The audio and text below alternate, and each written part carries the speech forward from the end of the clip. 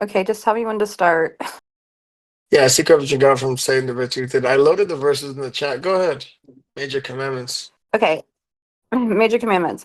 You shall not set up any other god besides God, lest you end up despised and disgraced.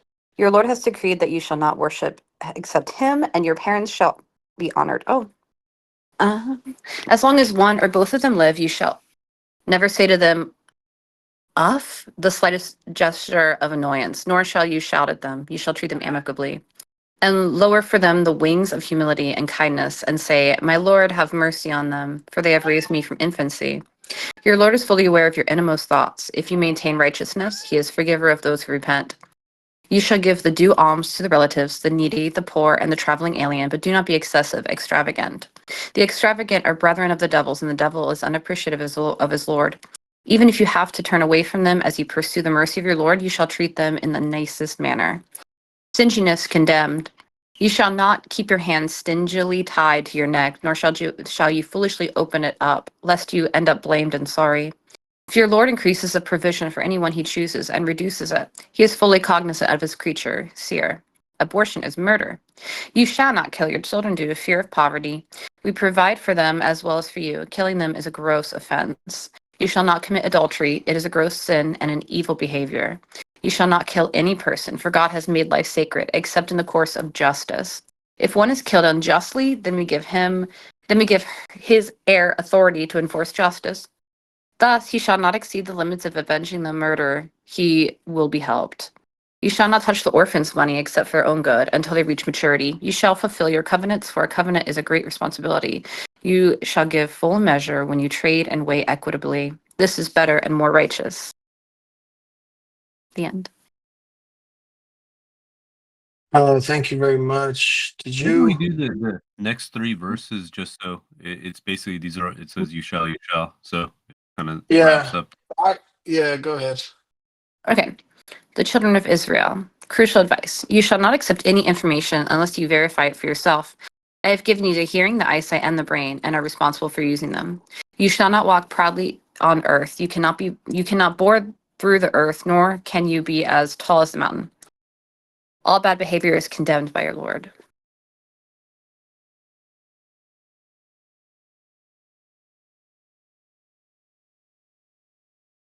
Very Okay, the nice. end. So, did you Mhm. have any comments or questions about? Well, for everyone that's Yes. peace and welcome. 17:22 to 38 is what we read. Go ahead. Yeah, what are your comments? Okay, so I actually ran into this when I was reading last night. It said something about lower the wings, or like in what I had read last night was get down. Hold on. Okay. Um, so one of the chapters was like lower your wings for whatever. So what does that mean exactly, and why is that specific verbiage used? The expression to lower your wings is to be, kind, compassionate, and humble. Also, that aspect too, it has like that symbolism of you're being kind of a protector over the ones that you have your wings on top of, like basically over. But yeah, it mostly from my understanding, when the expression to lower your wing, it just means, don't make yourself haughty, like humble yourself. And this is something particularly true, like regarding the parents. Is, as you're young, you talk back to your parents, you think you know better, then you start respecting them. Then, the rules shift where they become dependent on you. And it has to be one of these things that, despite the power dynamics, we still show them, the respect that they deserve. And yeah, we don't say to them oof. We don't act arrogantly towards them. And we kind of anticipate their needs in advance.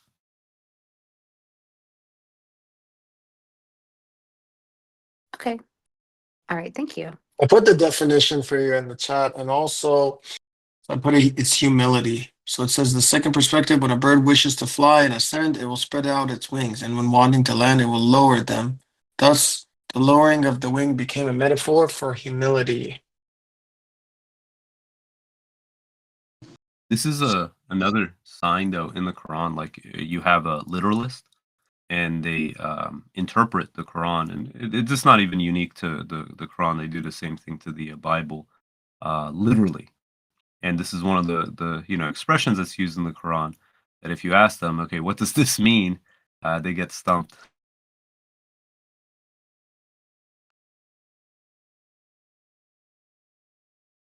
Peace, everybody. Assalamu alaikum. Can I add one point here?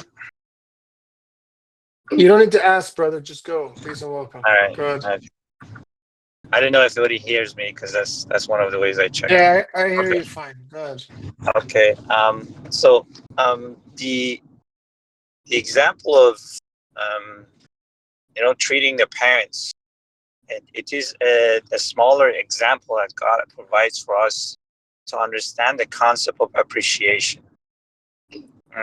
And this goes that's why we, if you respect your parents, if you're kind to them, if you use the best words to talk to them, shows you that you understand the concept that your parents have raised you from infancy, as God points out in the Quran, and there is a certain appreciation that goes along with it, and that you can apply that on a bigger scale to God. When you have that understanding on a smaller scale, you can imagine the level of scale that increases when it comes to God and appreciating God's blessings in our lives in various ways. That's why I think this is a very good small step into understanding the bigger one. And you cannot have one without the other, I would think. You have to understand the smaller concepts in our lives before we can really apply it to a bigger one. That's my take.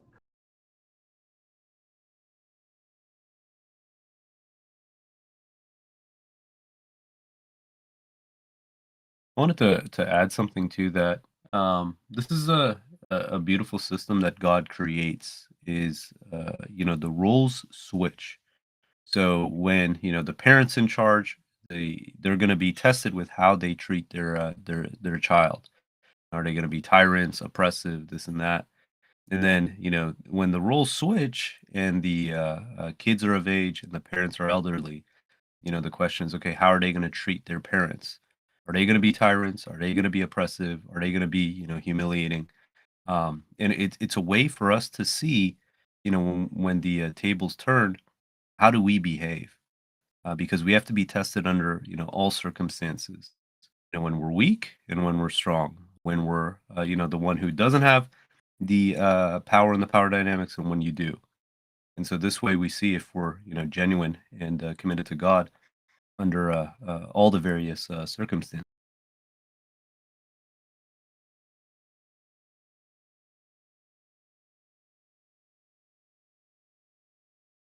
Guys, just a quick reminder. So we read from chapter 17, verse 22 through 38. If you have any questions or comments, you can unmute yourself and ask them, or you can put your question in the chat.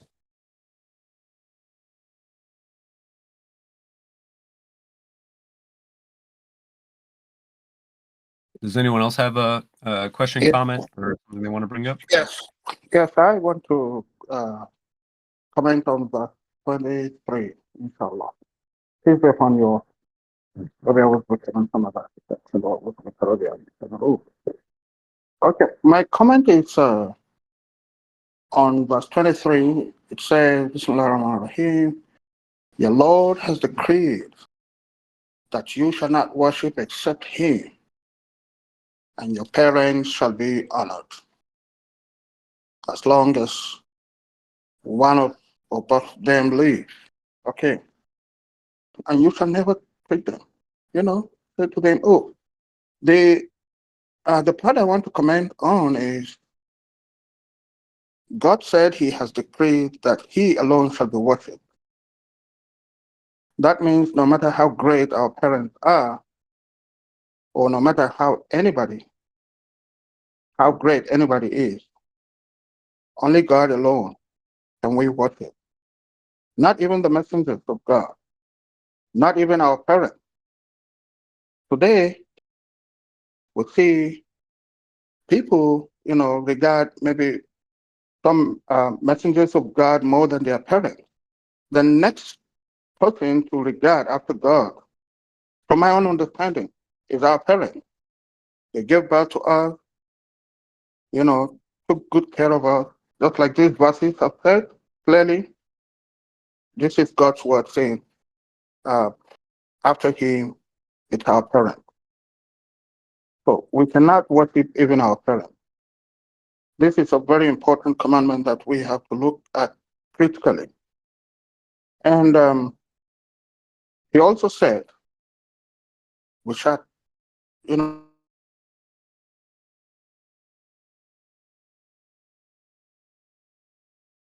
It's we are, just me here, brother.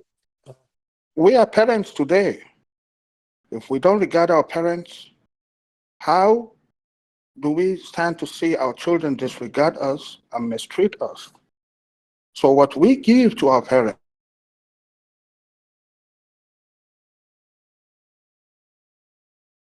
Brother, I think might be pushing it. Your sound is broken. We cannot hear you. Or is it just me? Can anybody hear Brother Ibrahim?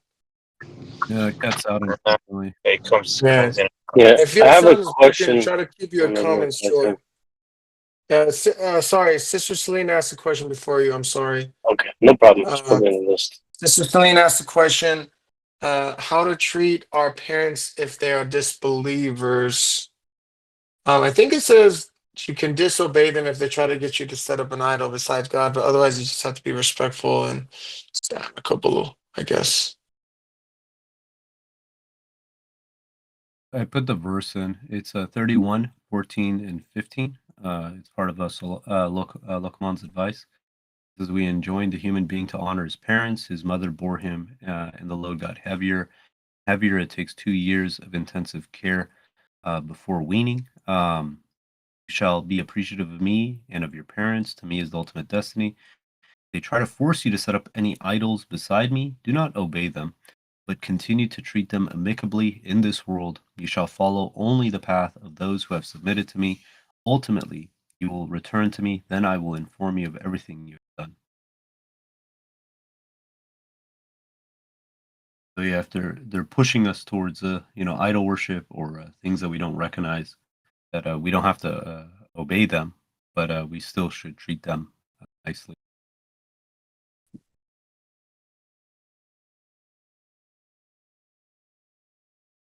Go ahead, Brother Ilham.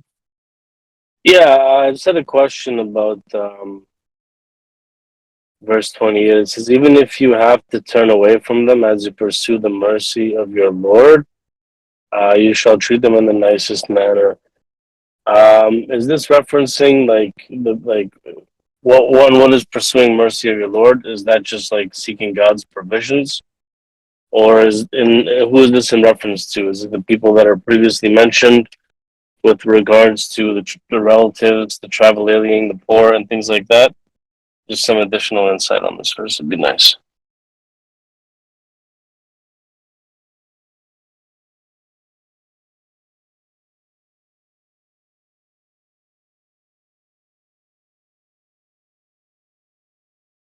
It's interesting. The 1728 is not written in the dual form. It's written in the plural form when it talks about them. But the reading, I think is if in continuation with the parents. That's the way I understand it too. But it's just that if you have to go and pursue, things that are going to grow your soul, that you're not committing a sin by doing that, even if you might not be happy with it. If imagine they're saying, "Hey, Friday, I want you to come here and hang out with me," but obviously you have your obligations to the Friday prayer. That you're not committing a sin, because I know some people that are like, how do I balance these two commandments? And the reality is God always has the top priority. Mm. So you're saying that this is plural, but it's not necessarily referring to a few verses prior where it says, "Give the due alms to the relatives, the needy, the poor, and the traveling alien." So when you say dual, you mean like referring to two people, not multiple, not like plural as in 2 plus, Yeah. but do less than 2. So it's going back to the parents. Interesting. Can we? I mean, that's a good example. I was thinking, is it referring to the parents? And if so, like, what does it mean? And some examples of that. You know what I mean? At what point do you have to turn away from them? You know. And I guess another question too is just with the relatives. This is just kind of something I like sometimes struggle with, or I'm just not sure like how much time or effort I should be giving the family, just because they're not submitters, you know, of giving them the message for long enough. You know what I mean? They're still potential submitters, and I'm sure many of us kind of experience this. And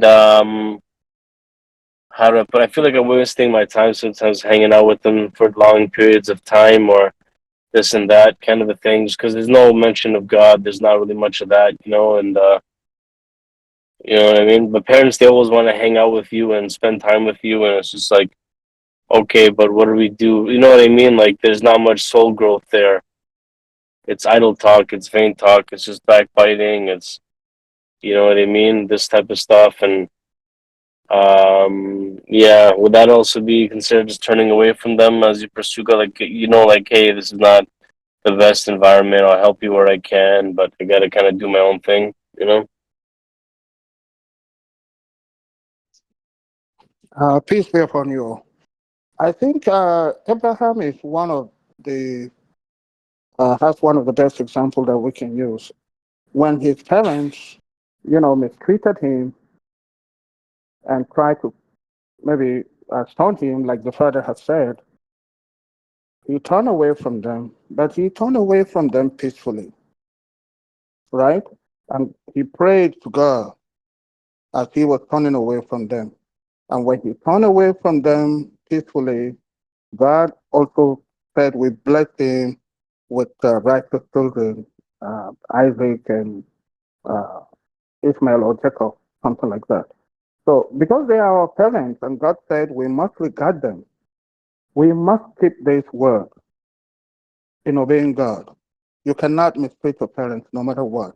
And as you are turning away, you want to go and worship God. You want to obey God. So you cannot be an arrogant person. If you disregard your parents, you mistreat them, in that same vein, you are not obeying God. So what are you turning away from them for? You want to turn away from them because you want to worship God. You want to obey God. So you have to treat them kindly. You never know in the future, maybe they could become submissive. It's the way we handle people, the way we treat our parents, the way we treat people kindly. God can touch their lives to see something good in us, and if they deserve God's guidance, He may guide them. Thank you. I got a verse, I put a verse in the chat, chapter 53, verse 29, see where scripture say rejected. It says, you shall disregard those who turn away from our message and become preoccupied with this worldly life. That's really my rule of thumb, brother. If I spend a ton of time, or even a little amount of time, trying to give the message to someone and they have zero reception and zero interest, that's the end of the line. The only exception to that are my parents. I just don't. What's the point of it? Like you said, there's no soul growth. Our time on this planet is limited. We have to be effective and efficient in our allocation of time. If it's a work acquaintance or some other stuff, that's different. But it's like, I just don't really see it. And then the other verse is 670. It says, you shall disregard those who take their religion in vain, as if it is a social function and are totally absorbed in this worldly life. Remind with this Quran, lest the soul may suffer the consequences of its evil earnings. It has none beside God as a Lord and Master, nor an intercessor. If it could offer any kind of ransom, it would not be accepted. They suffer the consequences of the evil works they earn. They have incurred hellish strings and a painful retribution because of their disbelief. So already, even within the religion, we're supposed to disregard those who take the religion in vain as a social function. Then beyond that, as a broader scope, it says you disregard those who turn away from the message. You could be the judge. you brother, you can disregard them, but you cannot mistreat them. We cannot I address never, them. yeah, brother, Yeah. I never advocate for mistreating. I'm not sure why you're even bringing that up. No. I'm only, adding to the point you just made. I Yeah, mean, I'm not we can. advocating for mistreating them. No. I'm not saying you're advocating that. I'm only, sharing broader. It's a broader perspective anyway. I just said we can disregard them, but we cannot mistreat them. That's just what I'm trying to say. Yeah, Thank you. aggression, God bless you. Aggression is only Plus, permitted against the aggressors. That's that's really right. important.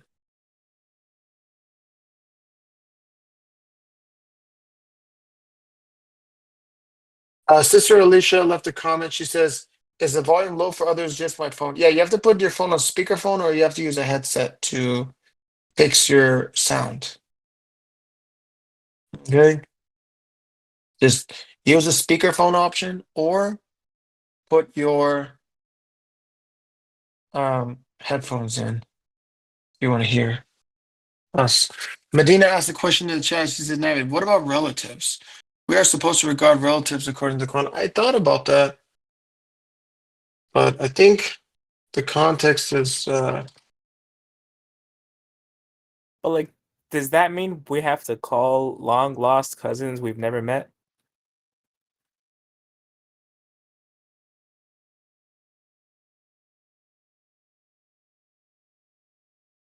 I think the context of the verse he's talking about is 436, which is talking about charity, because it says, "You shall regard the parents, the relatives, the orphans, the poor, the related neighbor." It's kind of giving, I don't know. I don't know, maybe Peter or someone can help with the Arabic. What does that mean there? Regarding the First, relatives, so 436 and 1690.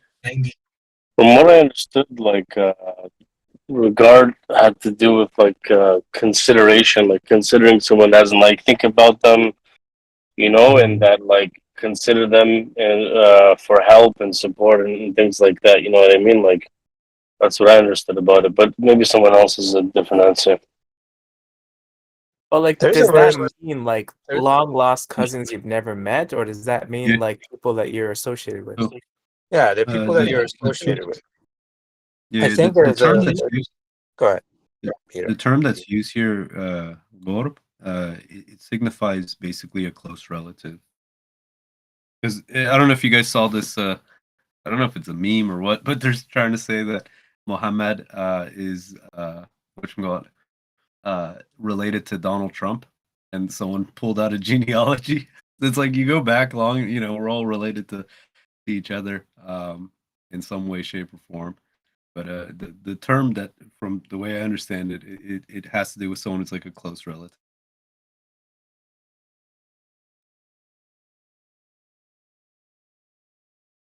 So like, suppose you have a brother, but like you're not in contact, or like they're in a different state, right? I don't know. There's a verse that Quran talks about. I think maybe someone can pull it up. I'm on driving. Is that you have no problem eating at your parents' house or eating at the parents of someone. So it seems that there is some social function that God is allowing it for it to happen, and maybe this verse can be complemented with that.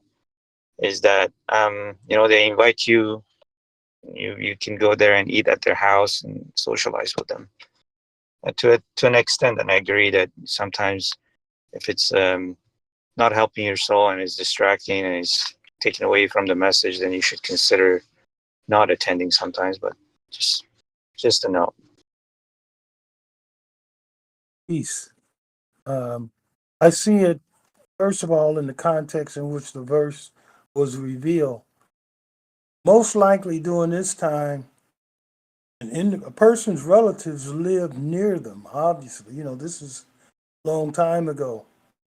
So it was with regard means consider, think about, or, make mention of. But going back to what I believe a brother asked a moment ago, if I've got some type of distant cousin living in another part of the country that I never have contact with, Obviously, there's no obligation on me to try to contact this person. I don't have a way of doing it. So regard the relatives means consider. It means keep them in mind. Be aware of people that are your family, and particularly in the context of sadaka, particularly in the context of those who are in need, who are nearer to you, or near proximity wise, or that you're in contact with. But obviously, this is no obligation or dictate that a person has to contact all of their relatives that need, that they haven't had contact with. Thank you. Peace. Can we see the regard as maybe respect for our relatives, our parents, I the poor, the traveling alien, everybody that we meet on our way, those who are close to us, those who are far from us, we have respect for them. Thank you. Well, just on the topic of regard, I mean, when I look up what regard means, like Brother says, is consider or think of someone or something in a specified way, and attention or concern for something, right? So this all, in the context of sadaqah, this all makes sense. Like helping family, relatives, like you're basically knowing, okay, this guy's maybe struggling, or they just had a kid or whatever. Like you're kind of aware, so that you can be of help or assistance and things like that. So you're just keeping them in mind, from what I understand, right? Um, I don't think you have to be in contact and like sit down and have tea with them every weekend and this and that. But like, you hear from this person, that person from family. Oh, so and so is struggling. They just lost their jobs. Like, okay, oh wow, they might need a little bit of help. You know what I mean? So then you have the option to give sadaqah and stuff. But if regarding is having like consideration for, then what Navid was talking about, like disregarding people who take this world, like their religion as a social function. Disregard, I guess, would mean just don't have any consideration for them, not even thinking about them, like just ignore them, kind of a thing. It sounds like, you know what I mean?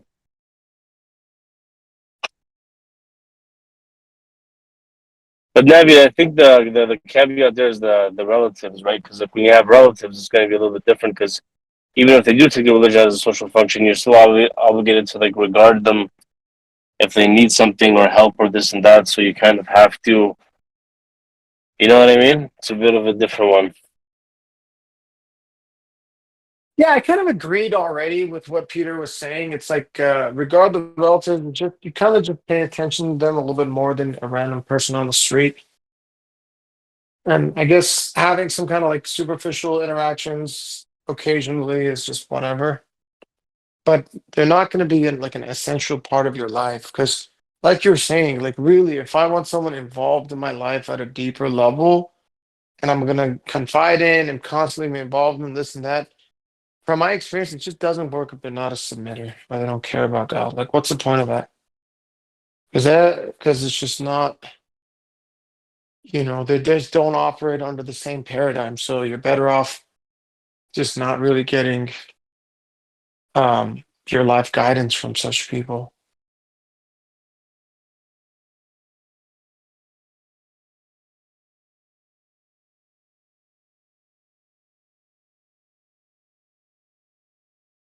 You then look at the bigger picture, like what is even being said in all of this? What's the purpose of all of it?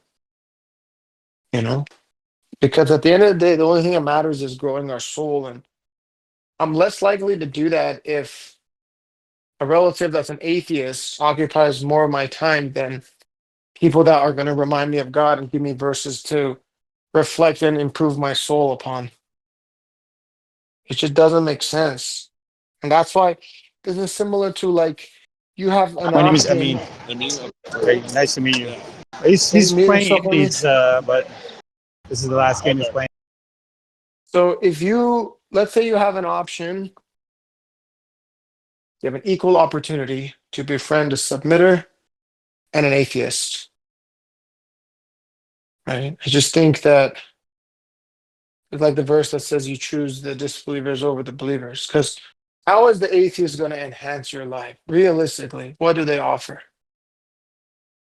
And this is what I asked. I was having a conversation with a submitter yesterday. It's like, what is the point of even being with somebody?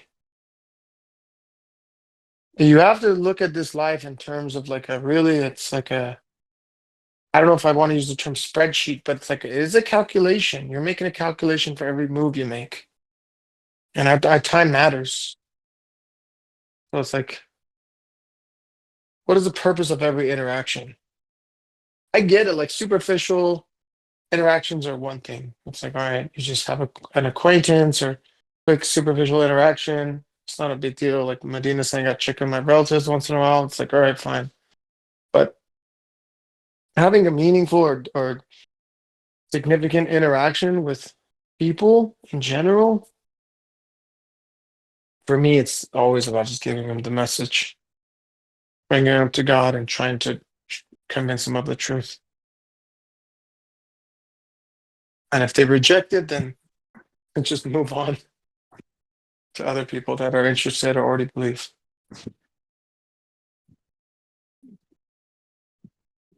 Peace be upon you all, and mashallah, this is very good. I agree with Sister Evian's point. I really cherish family, and I'm very close to my family. And I have religious discussions with my father more than my mom. And sometimes here there, my mom gives me reminders. So alhamdulillah, I have that. They're my guidance.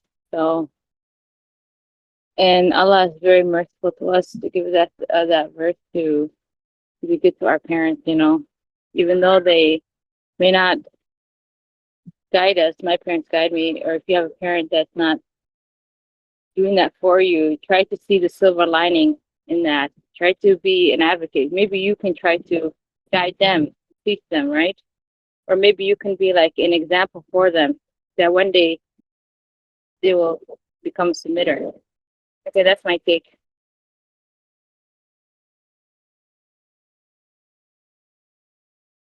I mean, you should try. I think even you should put extra effort towards your parents than everyone else. Because they raised you and they helped you and they're kind to you, so they deserve additional effort. What verse are we on? Sorry, guys. Are we on it? Are we on? I have a question about that verse about the charity. Yeah, go ahead. Saying that you give to your parents or your relatives or the orphans. Is it like you first give it to your parents if they need it? If they don't need it, then you give it to the orphan, or how does that work? It's sequential, right? So you look at your parents. Do they need money? Okay, they don't. Then you go to the relatives. Okay, well, all the relatives are taken care of. All right, you go to the next category, the orphan. They just go down the line. And then I think the last one's the traveling alien.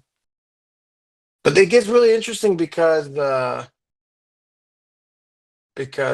messenger includes submitters as relatives.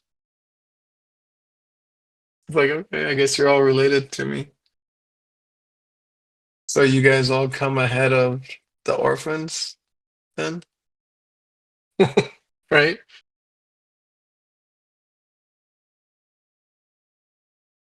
And But it's sequential. It's a tier system, I guess. Or it's like the submitter comes before the orphan. well, if you lump the submitter in the relative category, then the relatives comes before orphans, right? Because God says the submitters are the real family. So the orphan would still be a stranger, right?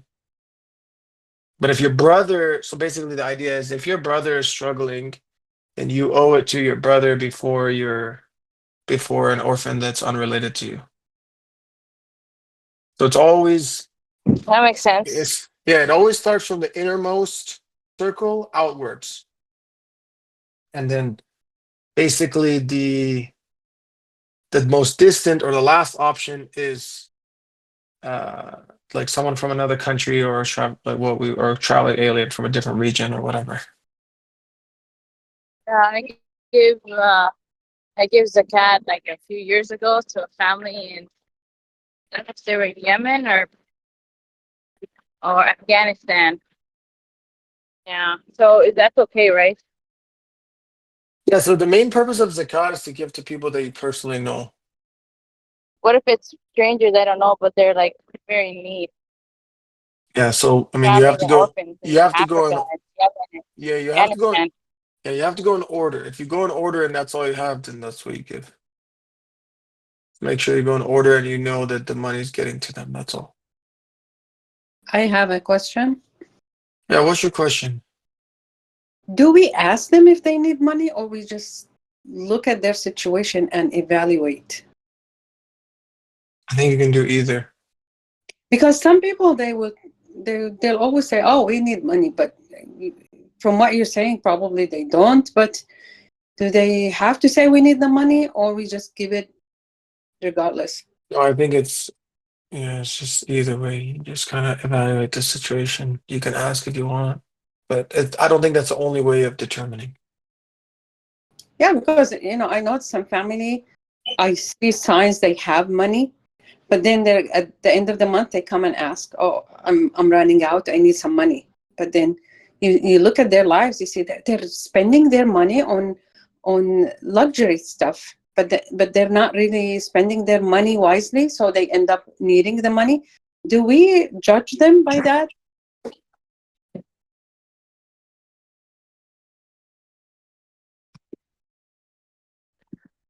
I want to piggy off of that question and say, how is that different Sister, from you don't when have to you're judge.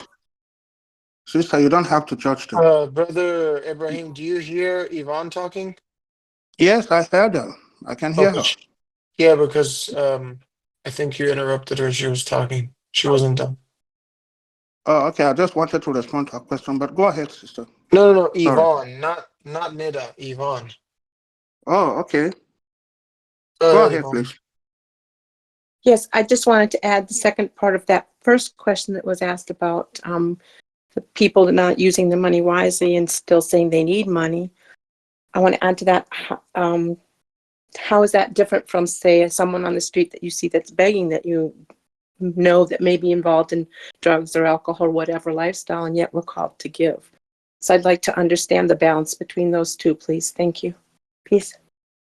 Yes, exactly. Also, yeah, this is how I say, should we be the judge and evaluate the situation? They actually need the money, or should we just obey when they say we need money, or we and disbelieve them? Or I don't know. I'm like, sometimes I caught in these situations, and when they come and approach, they need the money, I feel hesitant, because I feel like they're not really spending their money wisely. They're not putting it in where they need, they put it where they want. And I feel like there are other people more qualified, but considering the verse that there are priorities where you go the chain of the command, you probably feel obligated to give the money to the closest, even though you feel other people they need it more, but they're not relative, or they go down in the chain.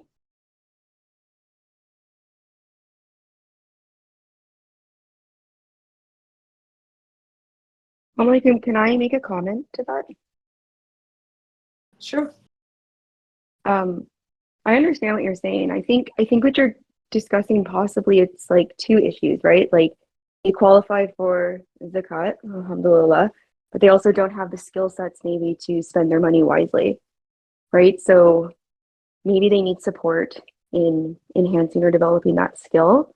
Or what we've done in the past, we've fallen into this situation where we would provide like gift cards to grocery stores or to the gas stations, so that it's not being spent on, drugs or alcohol or those types of things. But that's just, it seems like there's two issues, right? Like, yeah, maybe they qualify for zakat depending on where they are in that chain. But they also maybe don't have the intellectual capacity, or they just haven't developed that skill set to know how to spend money wisely. But ultimately they're spending it the way that Allah wills, in one way, until they until they get granted that knowledge and wisdom. So there is Does this no make sense? for this rule, and there is no one situation we can judge by it. So it's but the thing is, are we okay to judge and evaluate? This is my question. Is it like, should we go by like a scale or something that can guide us where we put I think the you should judge. I think you should I judge think on a case by especially case sorry. basis. You have to make your own determination. Yeah, I agree. Like if I see like a homeless person, right, in Minneapolis in the street, I know this person has like mental health issues or they're going through something or they're probably doing drugs. I just like assess it. So the best thing I would do for that person is I would buy them a meal and give them some water because I know they need that. Yeah, but that's an answer to my question.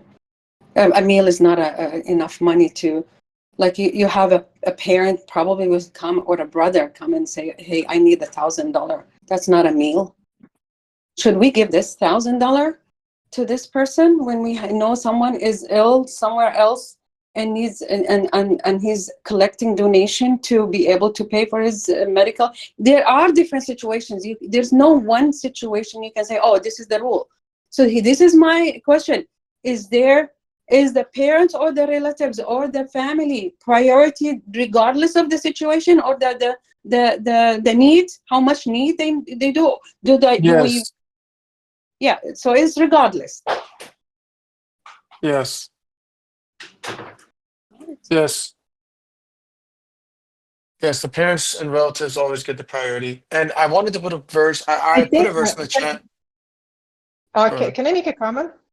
Yeah, go ahead. I think from what I understood, she was trying to, what is trying to say that if they're not very needy compared to other categories? Because I think that even I have similar situation, I always compare like, I think that Zakat is talking about being needy. So if, for example, if I have a second category and somebody needs to pay for rent, or they don't have food to eat, and let's say in my first category, my parents or anybody, they just need money, maybe, I don't know, to go to the manicure. So I'm gonna give to, I'm gonna give to the one that needs badly, to pay for rent. I think that's more important. That's more needy. You have to use your own evaluation, but if someone has rent but is struggling with other finances, I think they always have priority over random people. The parents and relatives are always priority. There's just Yeah, no but way we're talking it's about not needy. relative. What Yeah, is needy?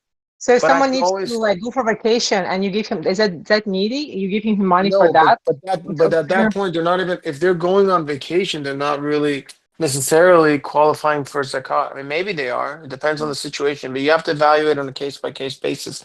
But if it's a concept of relativity is all, you can always find someone that's in a worse position. So the argument that you can find someone that's in a worse position and they get priority, I don't think that holds up. Actually, I think But this is a really good, sorry to interrupt you guys. please. I was just saying, I think this is a really good topic because, I mean, my husband and I, we actually thought about this for a long time. How do you determine who is willing, like who fits the category of receiving zakat, right? Like, I'm interested to hear what you guys think. What we have just determined is if we know there's a family member who isn't able to give zakat because they're not making any income, that's how we decide who we send our zakat to. It's who's not able to, like who's not even receiving any money, because everything that God provides, you have to give 2.5%. So if there's somebody in our family who can't even give 2.5%, they're our like top priority on our top priority list. How do you guys do it? Can I just read a verse? Sorry. 24, 22. Those among you who are blessed with resources and wealth shall be charitable towards the relatives, the poor, and those who have immigrated in the sake of God. They shall treat them with kindness and tolerance. Do you not love to attain God's forgiveness? God is forgiver, most merciful. So kindness and tolerance is saying to treat all these people with kindness and tolerance. So that's really important. And just emphasizing the concept of kindness to other people. And in terms of determining, again, it's just on a case by case basis. You have to determine if you want to give, if you feel like someone is, I mean, maybe no income is a good source that, like, look, they're on a 3 month limitation. After 3 months, they're going to be completely depleted, and they're just in a bad financial situation. They don't have a job, a source of income, right? So you have to make the determination. But no matter what, the parents and relatives always come first ahead of other people. Peace be upon you. I think we we have, we have to look at the importance of zakat in the lives of those people that we want to give zakat to. Like God has, specified it for us. We look at our parents. How do we look at them? Do they need this money? Do they need zakat? Zakat is to be given to those recipients of charity, of zakat. If they don't deserve it, we go to the next person, as sequentially arranged for us by God. If our parents don't need it, we go to the next person. If the next person doesn't need it, we go to the next person. I think this is the way God has designed it for all of us. This money that we are giving out is to alleviate certain sufferings in the lives of these people. So if we look at our parents are good to go, they don't, deserve it, we give it to those who deserve it. This is my understanding. Thank you. Peace. If we look at Surah 2, verse 273, I'm going to read the verse.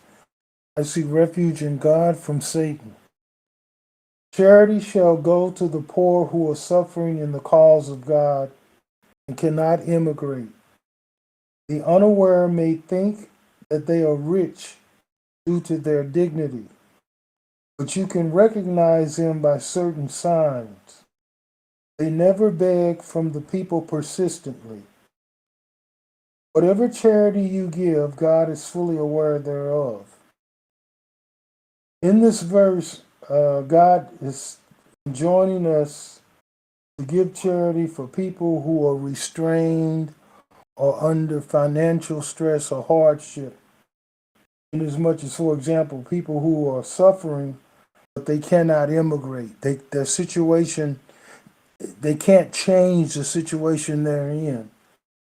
God also tells us that people may look at them and not really know what circumstances they're in because of their self-respect and dignity. God says that you can recognize them by certain signs. And these signs can be anything. It can be the fact that we notice that we may get information to the effect that they need money for food, shelter, clothing. Again, they can't meet certain bills. These, you can recognize them by certain signs. God says what? These are people that don't beg persistently. They're not quote unquote professional beggars, or they don't try to exploit the empathy of other people or the sympathy by always presenting themselves as, they're not looking for handouts.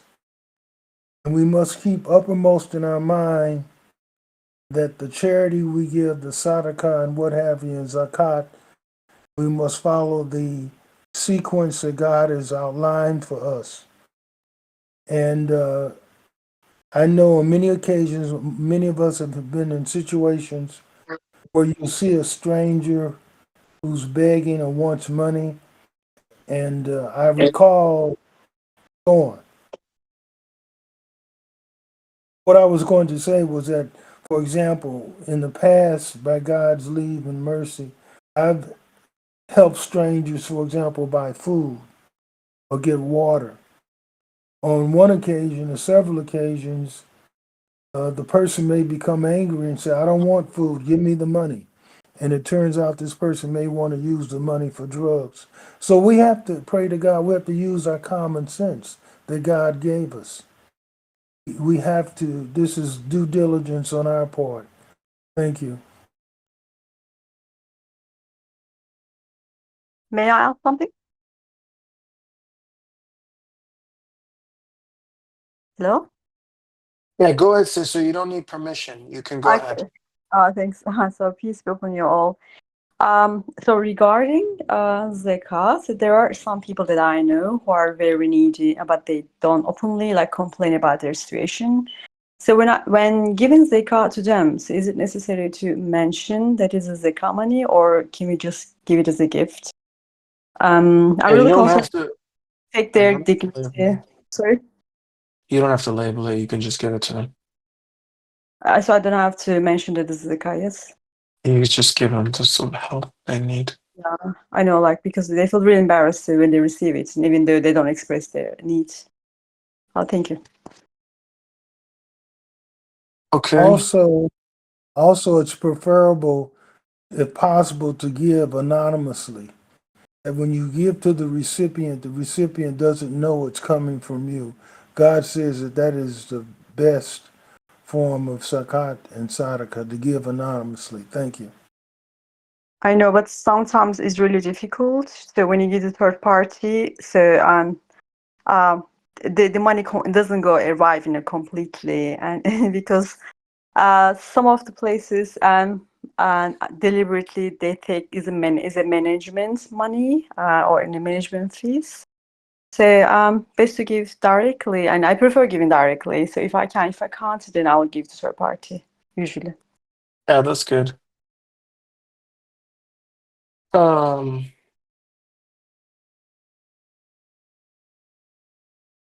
Okay. Was someone else trying to speak? Sorry, for everyone that joined after, we read from chapter 17, from verse 22 through 38.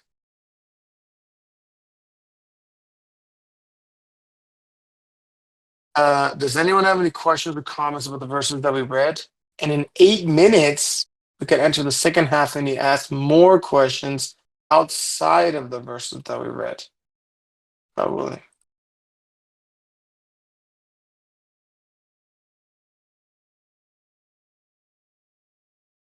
So chapter 17, verse 22 through 38. Okay, I have a comment about verse 38. It says, all bad behavior is condemned by your Lord. So if you know something is bad, just don't do it. That's my understanding. And also, if you look at verse 20, yeah, if you do it, repent. Exactly. If you look at 26, 27, and 28, it says, you shall give the due alms to the relatives, the needy, the poor, and the traveling alien. Okay.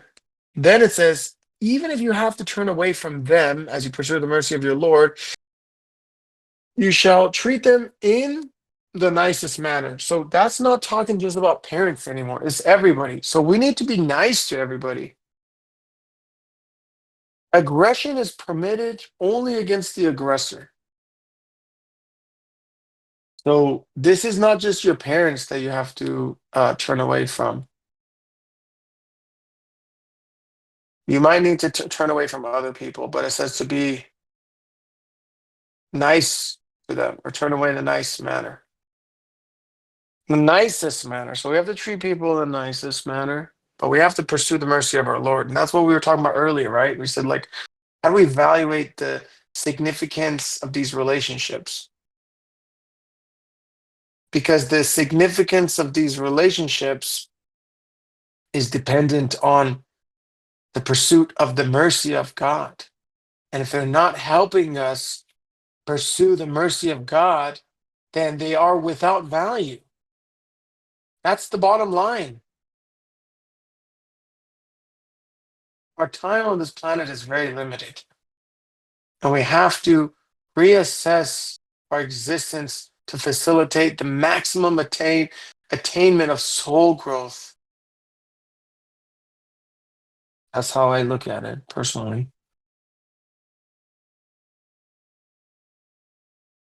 A question was asked in the chat by Sister Nazia. She wrote, If we give an excess of 2.5%, what might be considered extravagant? Make Well, a comment on this. yeah, go ahead. Yeah, the 2.5% is you can think of it as the floor. This is the minimum requirement to be in God's grace. Anything above that, I mean, it's discretionary. So the only requirement, and God sets these limits, is, in one regards, we don't be stingy by paying less than 2.5%, and we don't be extravagant. And there's some verses that come to mind. I'll actually link to an article on this topic. When the children of Israel are talking about Karun, the slave driver, in 2877, it reads, "Use the provisions bestowed upon you by God to seek the abode of the hereafter without neglecting your share in this world. Be charitable as God has been charitable towards you. Do not keep on corrupting the earth. God does not love the corrupters."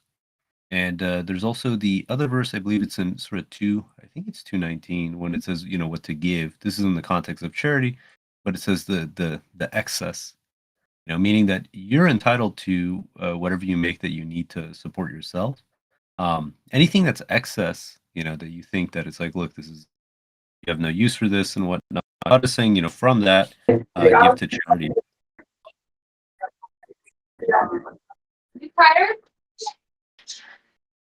So did you want to make a comment on this, or?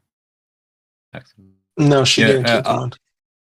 yeah. I'll add an article regarding this, because this is actually one of the things that gets brought up to say that, look, zakat isn't 2.5%, but I don't think they understand that. Yeah, that's just the floor. So if you think of God's laws, typically you have to ask: is this a floor or is this a ceiling? In the sense where God is saying, okay, this is what the limit is, or this is what the the bare minimum is.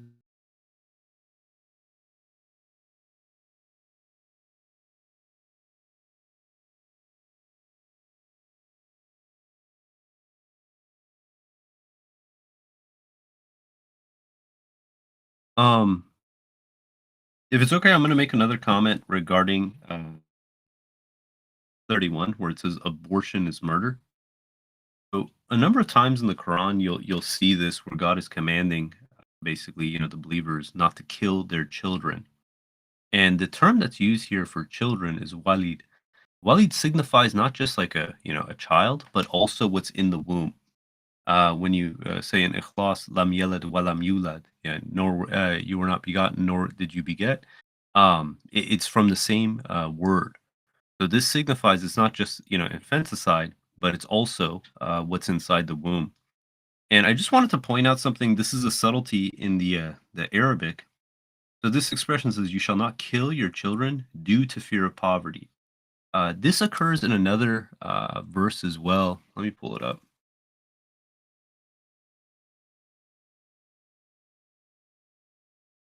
I think it's in 6. Is it 6? 140? 151. Okay. So 1731, and I'll put the other one. 6. 151. Right? So in 1731 says, "You shall not kill your children due to fear of poverty. We provide for them as well as for you." Okay, so it's saying we provide for them, the child, as well as for you. And then in 6151, it reverses it. It says, "You shall not kill your children from fear of poverty. We provide for you and for them." And the question is, okay, why this subtle difference? What's the difference between due to fear of poverty or from fear of poverty, and we provide for them as well as for you, and then vice versa? This covers two general scenarios. The first one is, imagine you're already poor and you can barely, cover your own expenses and your spouse's expense or your existing family. In this scenario, that if you have another child, that's just going to be an additional barrier, burden on you. So it seems. So in that case, God is telling you, is like, look, He provides for you and for them, right? Meaning you're already in poverty, and He's already providing for you, and don't worry, He's going to provide for the child as well. In the other scenario, it's fear from poverty, meaning you're not poor yet, but you're concerned if you have this child, you will be poor. In that condition, God says, we provide for you and for them. Saying that don't worry, God is the one who's currently providing for you, and He'll provide for them. So in either situation, if you're already poor and fearing that a child's going to put you is going to put you further into poverty, or you're not poor and you're fearing that the child will bring you to poverty, God provides for both. And it's a subtle kind of uh, distinction between these two verses and why the order is switched.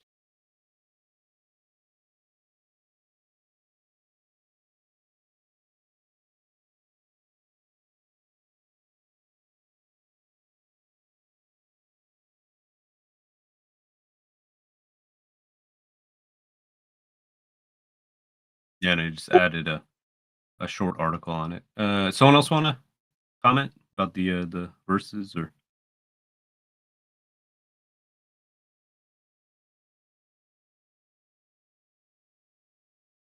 So, like regarding the comfort aspect of that verse, we provide for the children as well.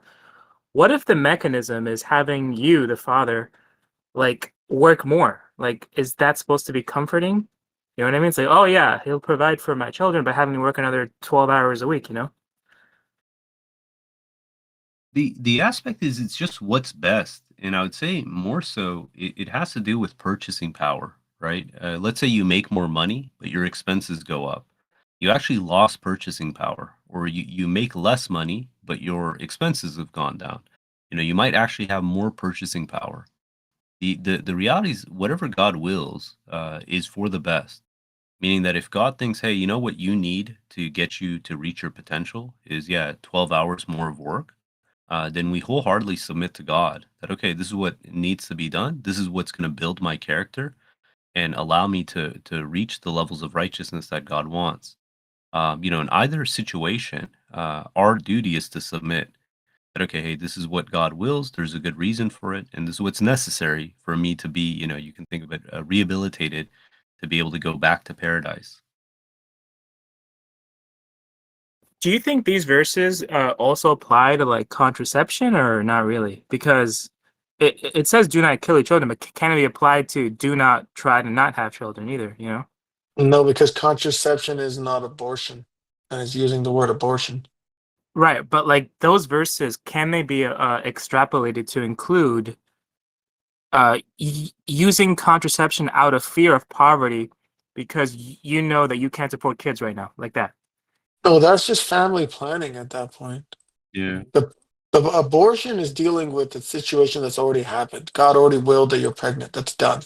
Right, but there are families currently that do not have children. They only use contraception out of fear of poverty because if they have children, they know that, you know what I mean? I understand, but I'm just putting in the category of just family planning, Yeah, strategic economic decision making.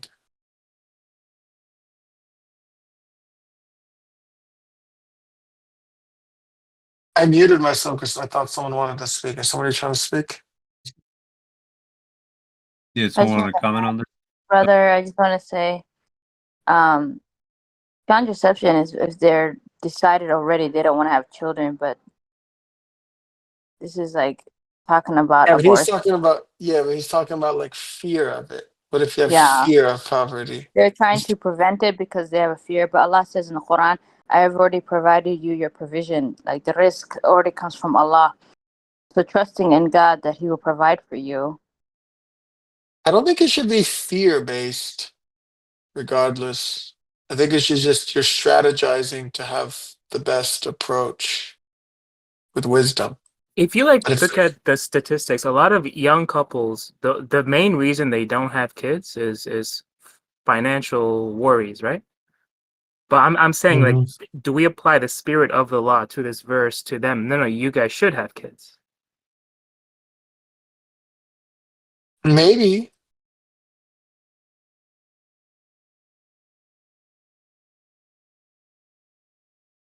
Yeah, I understand. Like explaining to them, like children are a blessing, and God already has the provision for that child already, and for you guys. If So just it's and then plan from there. Also, I guess family if planning. it's yeah, if it's reasonable for them to have kids and it's not really an economic burden, it's just due to undue fear or they're saying, "Oh, I don't want them to be in this world. This world is too evil," or whatever. Then those are unjustified fears. I mean, you don't have to have children, but at the same time, there shouldn't be unjustified fears of having kids. I think it's the fear that's an issue. Is we just shouldn't be living in fear, but having a conscious decision to make a strategic uh, set of steps to, better position yourself for having kids. That's different than living in fear. You're saying, okay, well, I want to have this economic baseline to facilitate the childbearing. When we think about our parents, like my parents are refugees. They came to America. They had nothing, and they raised me and my siblings. So they can do it. I mean, like, you know,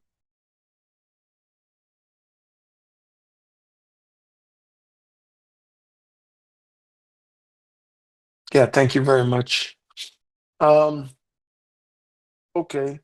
Do we have we're at the halfway mark. Do we have some announcements? Does anyone have any updates they want to share with the community? Do we want to announce you, Sister Hafsa? Do you want to announce your submission to everybody here? announce what?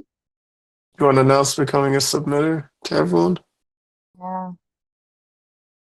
Okay, share your. Go ahead, share your story. Everyone, peace be Talk upon about you just all. briefly. I've been on here for like a week. Alhamdulillah, this is my second Quran study I've joined. I was in a Quran study yesterday with Brother Justin. Very good, Alhamdulillah. I've learned a lot being on here. And Alhamdulillah, it's just La ilaha illallah, and that's the only way to go. And I'm watching still videos of Rashad Khalifa, and mashallah, his translations are very good.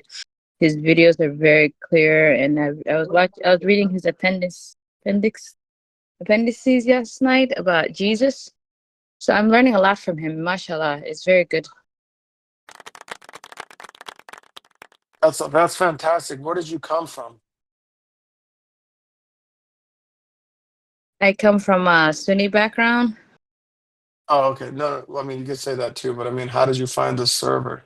Oh, I was on a TikTok live. I guess it was Brother Naveed account. He was on a live saying the hadith is from Satan, and he was giving me so many proofs. And that's when I realized, I was like, wow, I've been learning this my whole life, and all these information, I just can't even believe it. It's been fabricated. And I was like, subhanAllah, we shouldn't be worshiping Prophet Muhammad, and he's just a messenger of God, and that's his purpose. But we've taken that role and we put him in the center of God. And subhanAllah, that's not how it is. We're only here to submit to the one true God, Allah subhanahu wa ta'ala, and that's our religion. And they've really complicated the religion and confused so many people, and there's so many people now misguided, and may Allah guide them. Like Allah has guided me. And alhamdulillah, just the Quran is my only source now. And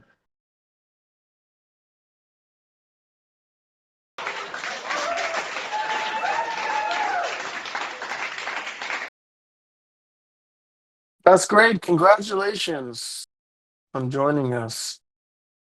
That's fantastic.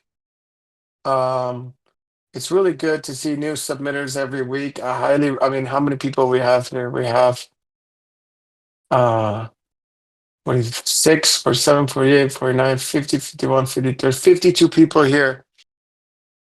We should all work together to help more people like Sister Hafsa come to the message, because she just joined the TikTok live last week, got the message, joined the server, got the message from dedicated submitters, and then became a submitter. That's fantastic. So let's help so more people can come to the submission, because we have a lot of work to do. Also, Sister Sophia is here. She also embraced submission. Are you able to speak, Sister, and briefly share your story with everybody?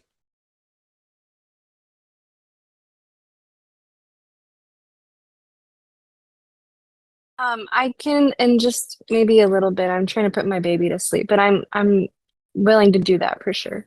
Yeah, God bless you. All right, no problem. Anyone else have announcements? Peter, do you have announcements? Yeah, getting back into the groove of just writing out articles. So there's a number of new articles I've published on the Frontalk blog. One is regarding God and the concept of time.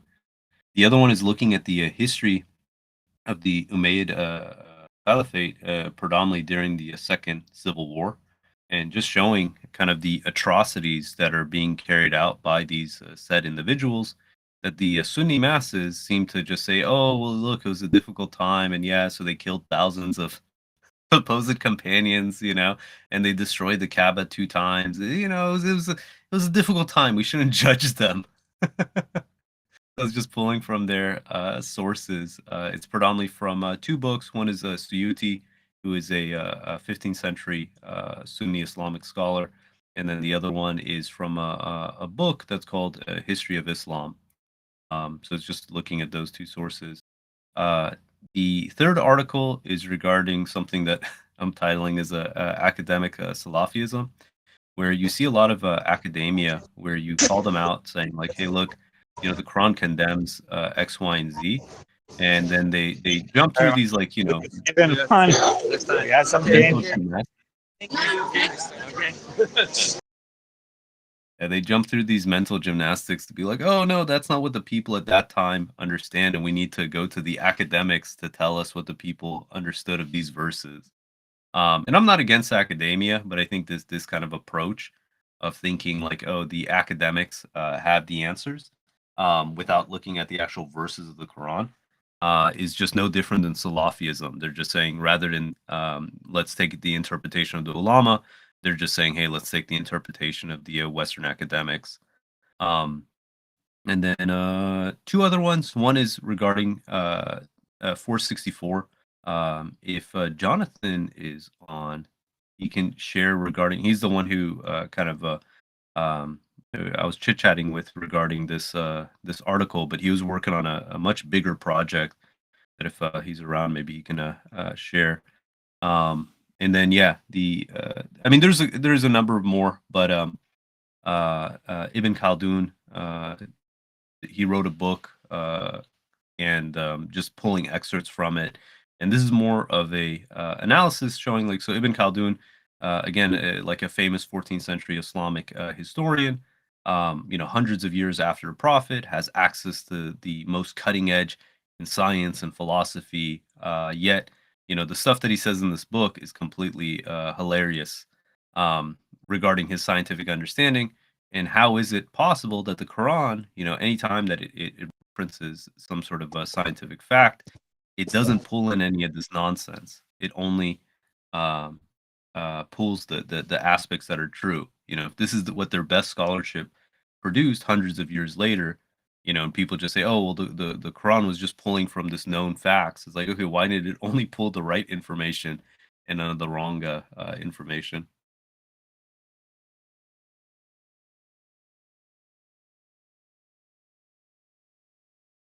I'll share one more.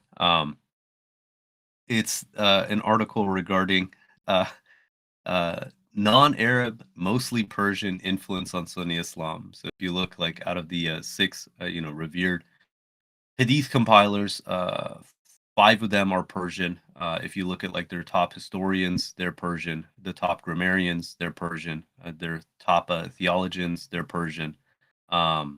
So it's like so much of Islam is basically, um, the modern day kind of Sunni interpretation comes from Persian. Kind of an interesting observation. Yeah, and if you go to Quran Talk blog, you can see some of that. Can you make a John, breakdown? And so I know which ones are Persians when I'm talking to people. I say like Muslim, Bukhari, this guy, this guy. there. Can you get? It's there. It would be nice if there's like a table that just breaks it down and says these guys are Persian or whatever. The only one that's not is Abu Dawood. Like He's the Rob. only one who's non-Persian. So Bukhari, Yeah, Muslim, Muslim, Bukhari, Tirmidhi, Tirmidhi, Nisai, Ibn Majah. Ibn Right, Majah, they're they're all all Persian. Persian. Persian, Abu Hanifa, Persian. Farisi, obviously. This is really good. If Jonathan, if you can make this into a table, that'd be great. So I could just load very quickly. Yeah, that sounds interesting.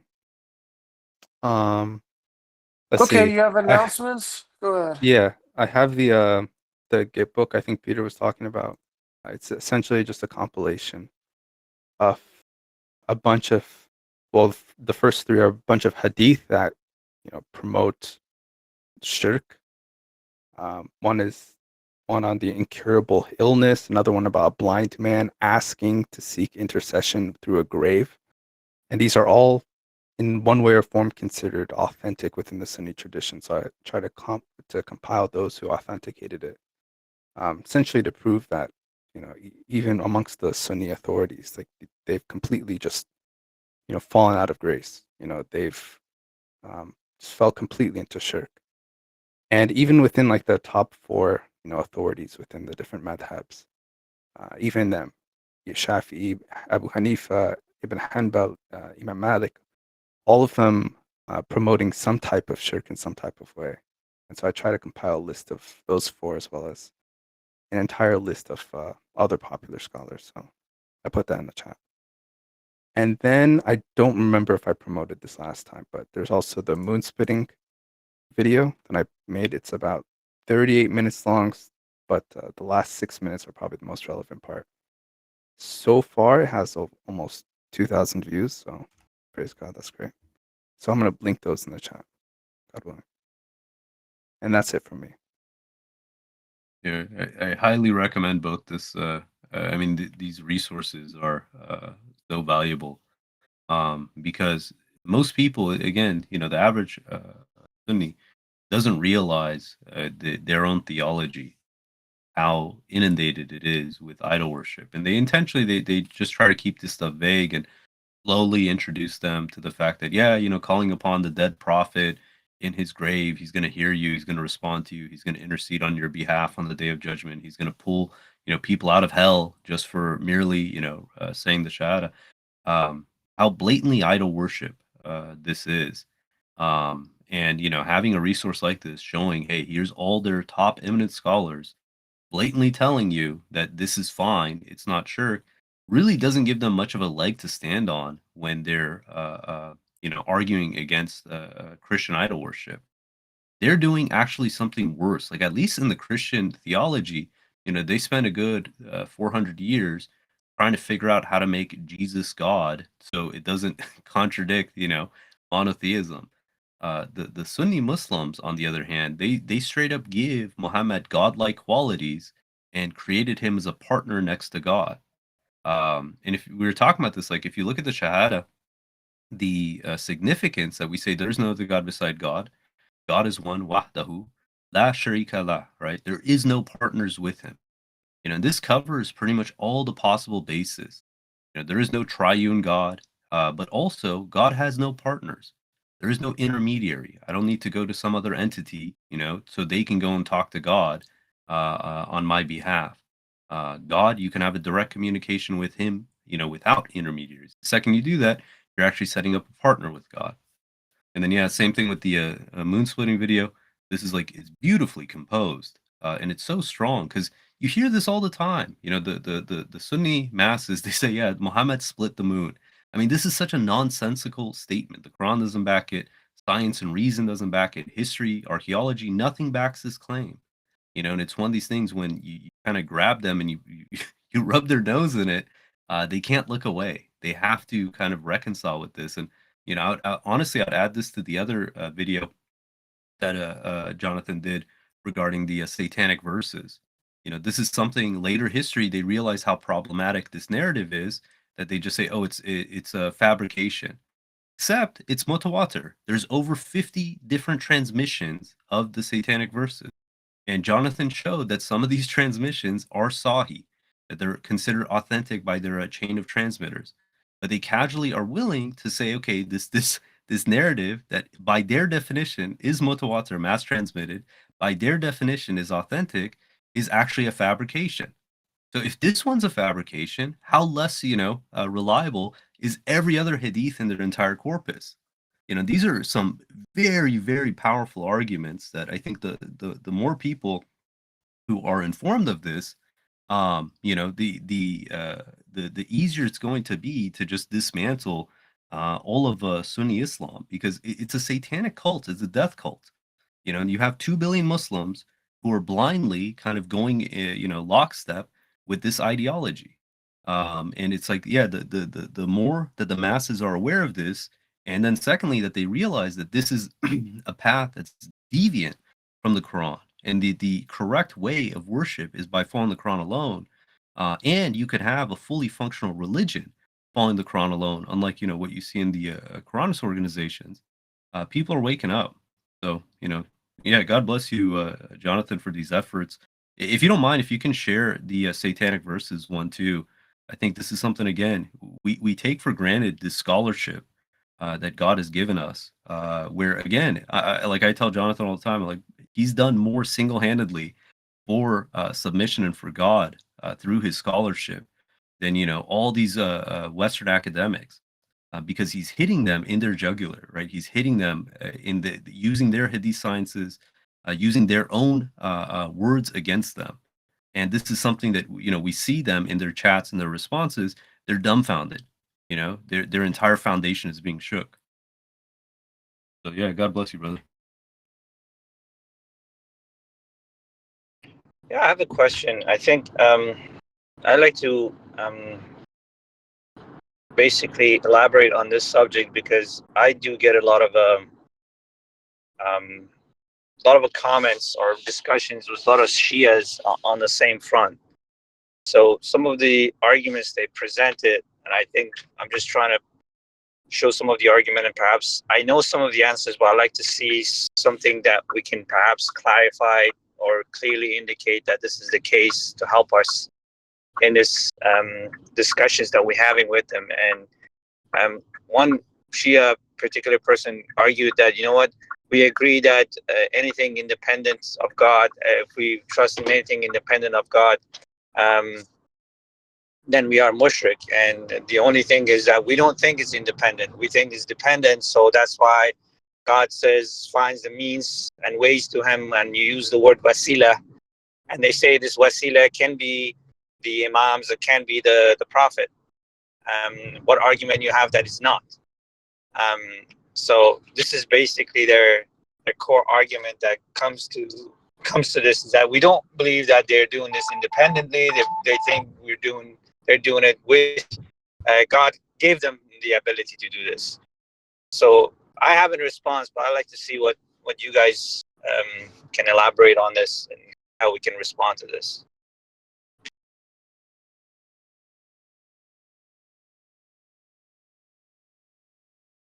I don't know if brother Jamil's on.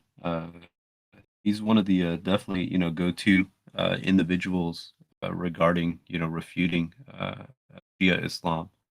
I don't know if you can the place where you can talk and chime in. I'll buy him some time if he has to get situated. I think wanted what to ends add up happening. that I posted something in VC1 chat that the Sunnis or Ibn Kathir is claiming that Muhammad will be sitting on the throne of Allah. SubhanAllah. Yeah. I know Sunnis are a little bit more strong on Muhammad, but if you're dealing with Shias, they say these imams are the wasila, or the means we get close to God. And we say Quran gives us what means they are, and they say so yeah, those are means as well, but you can't limit our means, because but the argument is that, is this actually a wasila or a means to get closer to God? To our understanding, it's not. And I have some reasoning for it, but I just wanted to see what you guys have to add to this. I'll share here the two verses. I mean, me and you, we discussed before. just to open up the floor. The first one is 39:3, right? I'll put it in the chat. It says, "We idolize them only to bring us closer to God, for they are in a better position." This is predominantly what they're doing. And then the other one is 1757, where it actually uses the same word, and it says that the idols that they implore are just like them, and that Yeah. they themselves are imploring. Yeah. Those are the two that come to mind, but I'd love to hear what other ideas, or even expand on these from your end. Yeah, so I did share that, and in one video that I did, I said I used this word wasila that is used in another verse, and they say, "Sika means ways to your God," and I mentioned the verse that you just mentioned, and the argument is, if this wasila was a human, another human, and then God says, "Ya ayyuhallazina amanu," all those you who believe, seek ways and means, reverence God and seek ways to me. So means that all of the believers are supposed to use some means to get close to God. So if this means was humans, then how did the Prophet Muhammad, Moses, Jesus, what other humans were they idolizing, as you say, or using as a tools to get close to God? And we know for a fact that they weren't using anybody. We don't have any reference in the Quran that they were using anybody. So that clearly indicates that the means are not humans, and I'm sure they come up with some argument that's saying they and I even heard from someone saying the when Moses used the one that God sent as one of his servants, when he's a bad student, he was the means. And I said no, he's teaching him something. He's not dead and he's not in the grave. So you're making your comparison doesn't work that there. So they get to some strange arguments on these, and then they say, oh, you know what? They use the Gabriel. Gabriel is a mean because he gave the message. I say, were they worshiping Gabriel? Were they praying to Gabriel? They use Gabriel again as means of providing information. Gabriel was a mediator of information and message. You're mixing things up. So there's a lot of arguments when they're trying to, as you say, come to mental gymnastics to justify this idea. But I think the other fundamental thing is that they think God does and can give someone the same quality that he does. And particularly in this case, that he's all hearing, is as-sami, which is mean hearer, and he's omnipresent, which is the Arabic word is wasi', right? So these two qualities are, to my understanding, some qualities are in the extent that they are exclusive to God. So which means God can hear everybody at the same time in any place they are. But if you say Muhammad or others can do that, then you have given them God qualities. But they also want to excuse that no, they're not hearing. They're sending it to the messenger, to the angels, and angels are taking it to them. So it is always a battle of, what they come up with after you try to explain to them. We say, Jesus, when he on the day of resurrection, he says he did not hear. He was not a witness after he passed away, after his life was taken, and so for sure we know that he's not aware of the things that are happening, that have happened to his people. You would think between now and the day of resurrection, the angels would have told him what happened, but he doesn't have the information on the day of resurrection. So this clearly indicates this argument does not work. So you see all sort of arguments that you have to deal with, and I'm just trying to put together a really solid arguments against them, because they come and put all this stuff in the chat, respond to that, just to share that.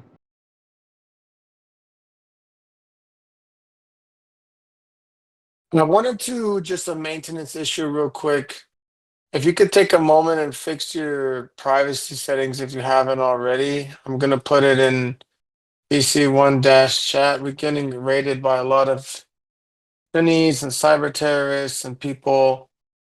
Actually, I had to call the FBI recently I've been in contact with the FBI constantly for a while, talking about threats of violence and attacks. And I was banned yesterday. Ironically enough, someone threatened to behead me on TikTok live, and TikTok is unjust. So if someone says that on someone else's live, that whole live gets shut down. So now I've been banned for 3 days, even though I was the victim of threats of violence.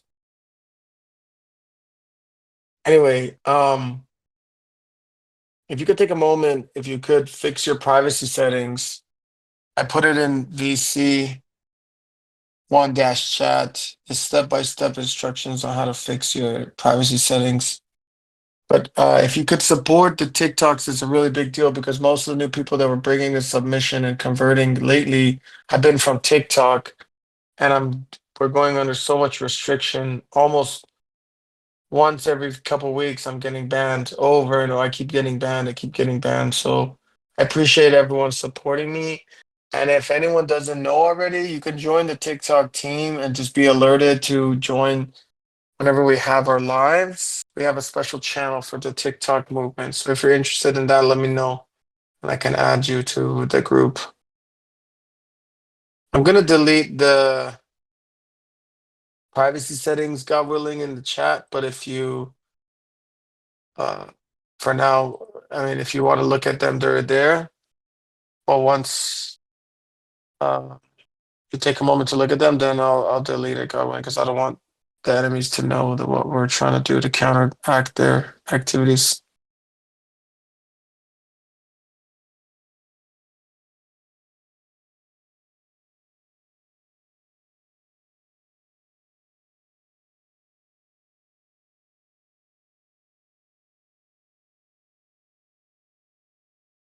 Okay, and we can open the floor to any questions or comments on any topic now.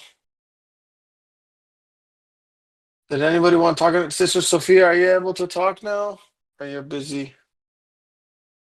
Okay, if you are, I guess unmute whenever you want or whenever you're available to. Hey, I can talk for a minute now. Okay, yeah, welcome. This is Sister Sophia. She's a new submitter. You can briefly tell us your story and how you came about everything. Go ahead. God bless.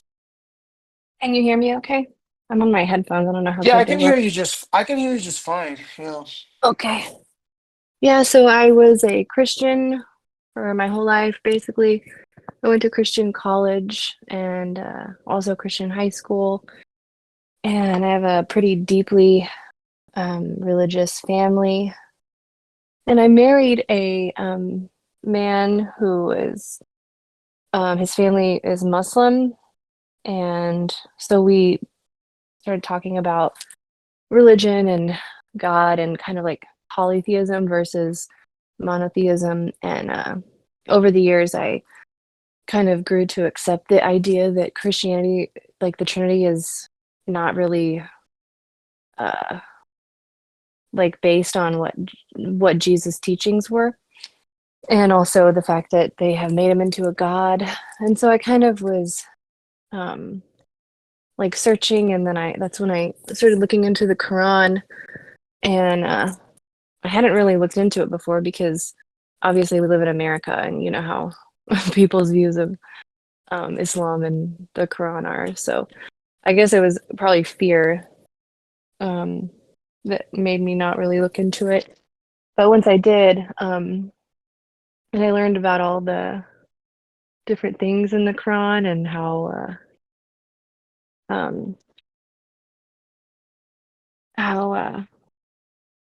all the I learned about it and I thought it was pretty fascinating. And it really spoke to me more so than like the Christian Bible ever did. And it explained God in a way that made more sense to me than the Christian Bible did. The Bible kind of made God into this man, you know, not Jesus God, but God in their Bible. And it never made sense to me that there was like this man and this guy, you know. And even though they say that's not what it is, but they kind of keep reproducing that picture in people's heads. And so the more I learned about Islam and the Quran, the more I fell in love with it. And So I started researching, and that's when I found I found out what the hadiths were, and it kind of blew my mind. I was like, well, that's like it's very similar to what happened to the Christians. And I kind of was searching and seeing, I'm like, okay, so if I become a Muslim, do I have to follow hadith as well? Because I don't know, like, I don't really agree with that, because it was, the ideas are similar to what happened in Christianity. And that's kind of when I found you guys in the submission server, and I was like, oh, this is like exactly what I've been feeling like all along, so it was pretty easy for me to like kind of like get on board, I guess. And then I learned about code 19, and then my mind was just like exploded. And that's when I was like, okay, this is pretty crazy. So yeah, that's my story kind of in a nutshell. How'd you find out about this server? Through TikTok. It was like you were having you were having a debate on, or not a debate, but you had a live feed going on TikTok. And I was like scrolling, and it said the hadiths are like not real or something like that. I don't remember what the title was, but I was like, oh, this is like what I've been like researching.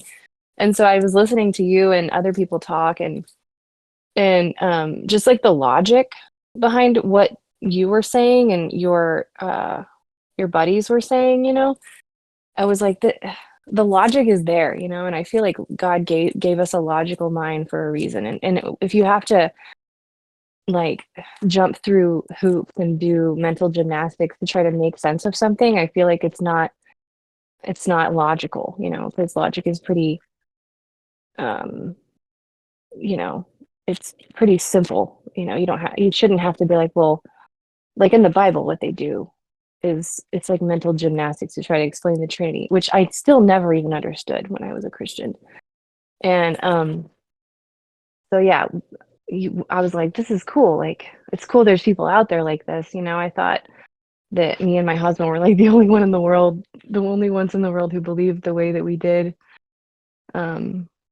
Yeah, so that's where I found you guys, and you told me to join the Discord server, and I've had conversations with people, and yeah, it's been pretty cool listening to everybody.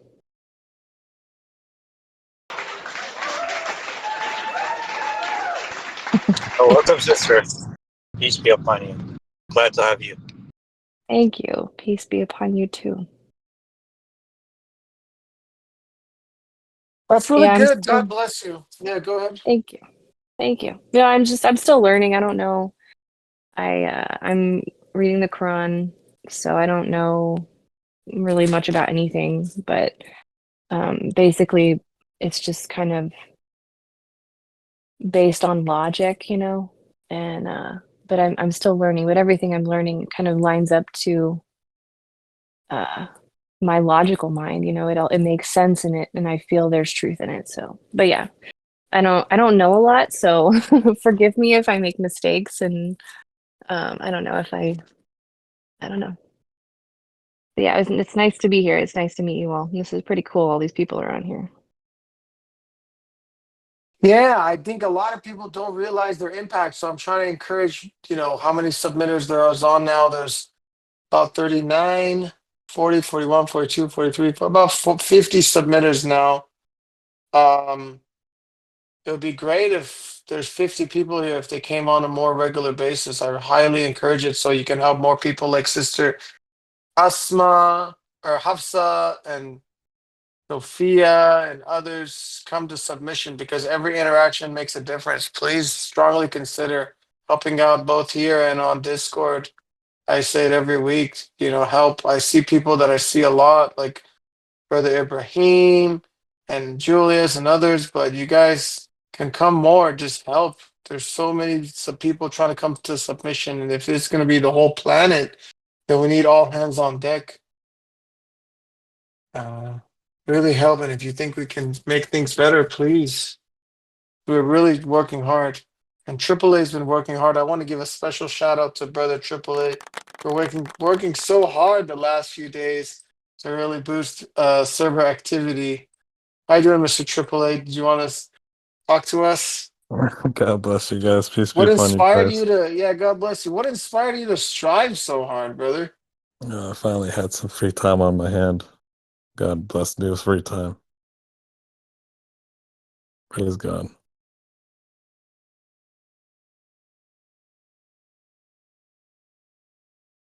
I mean, I do believe there's, I think, is it chapter 94, verse 7? Whenever possible, you shall strive. And I do believe in the concept that we're all given a fair shot to get close with God. Um, and we've got great examples in the past. And if you want to match or compete with those examples, you got to try your best. Right? God calls Abraham a beloved friend. Right? Do you want to be God's beloved friend? Well, you're not going to do that just by playing video games all day. That's my idea. And God bless all of you guys for being here. I'd like to just add a gratitude and thanks to the brethren and the sisters for being online and not being deafened all the time, because sometimes when we do Quran study or recitation, questions come up and I don't have the answers, or someone else in the room doesn't have the answers. And recently it was just such a blessing for us to be able to go and say, ooh, so-and-so's online. They know, we can ask them. And we were able to pop out of recitation and jump into the chat and say, help, can you come and clarify a scripture for us? And boom, the brethren and the sisters were there. And it just builds the bond of community. The world is heading for hard times. And the only thing that's going to get us through is a strong chain linked together where everyone is connected and we can hang on and help each other and be there in the good and in the bad. But God willing, for the glory of God and for the dissemination of His word and His cause. That's what it's about. It's not about personalities. God runs this entire show. We just need to be instruments that He can use. And I, again, thank you so much to those who have consistently come forward and helped us, and myself and the sisters and anyone else that has asked for help. It's just been a great, great blessing that we can learn from you guys and that you're willing to share that knowledge. God be praised.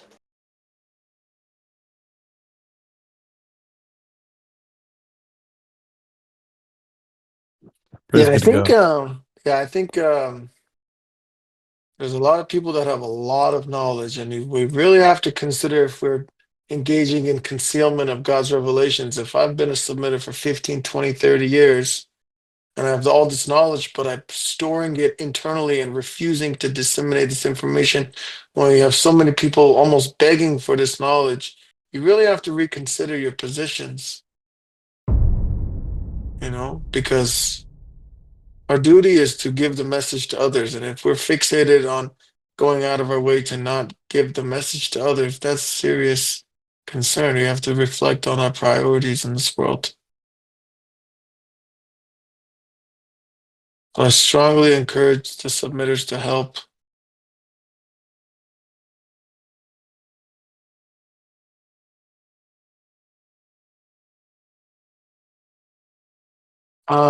Anyone have any questions or comments about the verses or any topics or community issues? We didn't talk about 1736, which is a verse I think warrants a lot of attention, because it's giving us, the subtitle says it, crucial advice, but also a rule of thumb of just how do we go about our day-to-day and life, and differentiating between truth and falsehood. The verse reads, "You shall not accept any information unless you verify it for yourself. I have given you the hearing, the eyesight, the brain, and you're responsible for using them." Meaning that if we're going to act upon information, predominantly things having to do with our salvation, right and wrong, that we do the due diligence just to validate that the information is correct. So if someone comes and tells me, "Hey, the Quran says you have to follow the Sunnah or the Hadith attributed to the Prophet. Like they should be able to back this up with the actual verses of the Quran. Or someone comes and says, "Hey, the Prophet in the Hadith says that if you eat 7 ajwa dates, you're never going to be impacted by, magic or poison." Someone should be able to go and say, "Okay, let me, investigate this claim. Is there any validity to this?" And I think too often, the religious masses, they just accept this information blindly. They don't research it. And I'll pass this to, if he, no, I don't see him on. Jamil brought this up a number of times in these debates. If you look at the actual Arabic of Neil's this, online. yeah. I don't know if he's in a position if he can talk. If he can, Jamil, are you here? Can you speak, brother? I don't want to just like throw him in if he's not. Mhm. Oh, okay. Yeah, good morning. Appreciate your point, you guys. Hey, brother. Hey, you mind? Because you brought this up to a number of people, and it seemed to really resonate. Is 1736 regarding the kind of interpretation of it and how it can be applied. Yeah, Got a so minute? a lot of times when we're debating with the Sunnis, they use the same arguments. And so one of the popular arguments that they'll say, well, the Quran says you have to obey Allah and the Messenger, God and the Messenger. And I love it when they bring this up because it's just like a 1-2 punch with this verse combined with 820. 820 says, "O you who believe, A'udhu min shaitanir rajim. O you who believe, obey God and obey His Messenger, and do not disregard Him while you hear."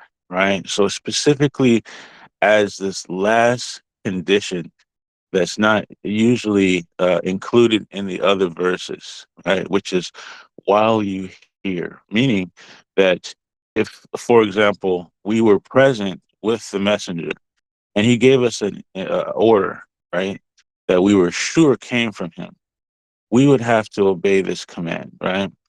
But if someone else comes to you and says, "Oh, the messenger says, hey, you have to do this, you have to do that," you are not obligated to follow that, right? Unless you witness the messenger say, "Hey, I'm putting this person in charge. Whatever he tells you to do, listen to him," right? But if someone randomly just comes to you and says, "The messenger says do X, Y, Z," you are not obligated to follow it, right? So the verse is, وَلَا تَوَلَّوْا عَنْهُ وَأَنْتُمْ تَسْمَعُونَ, and do not disregard him while you hear, right? So then you connect this verse 1736, which says, "La taqfu ala ma laysa laka bihi ilm." Do not accept any information that you have not verified for yourself, that you do not have sure knowledge of, right? In the sam'a wal basara wal fu'ada kullu ulaika anhu mas'ula. The hearing, the sight, the intellect, the brain will all be questioned about this, right? So, in other words, if someone comes to you and says, "This is what the Prophet said," according to some hadith, you show them this verse and you say, "How do you have sure knowledge of what he said? Can you verify this hadith?" Right? If you can't, right, you are in violation of 1736 because you cannot be 110% sure of anything in this hadith, right? The only thing that we have from him that we are 100% sure of is the Quran. So that is what we apply when the Quran says, "Obey God and His Messenger." We know that every single word from the Quran came through the lips of the Prophet, as opposed to any of these random hadiths that they pull out. So that usually uh, ends a lot of the debates. They can't really respond to it most of the time. They'll switch subjects or they'll go in some other direction, but never can they actually respond directly to these two verses from the Quran.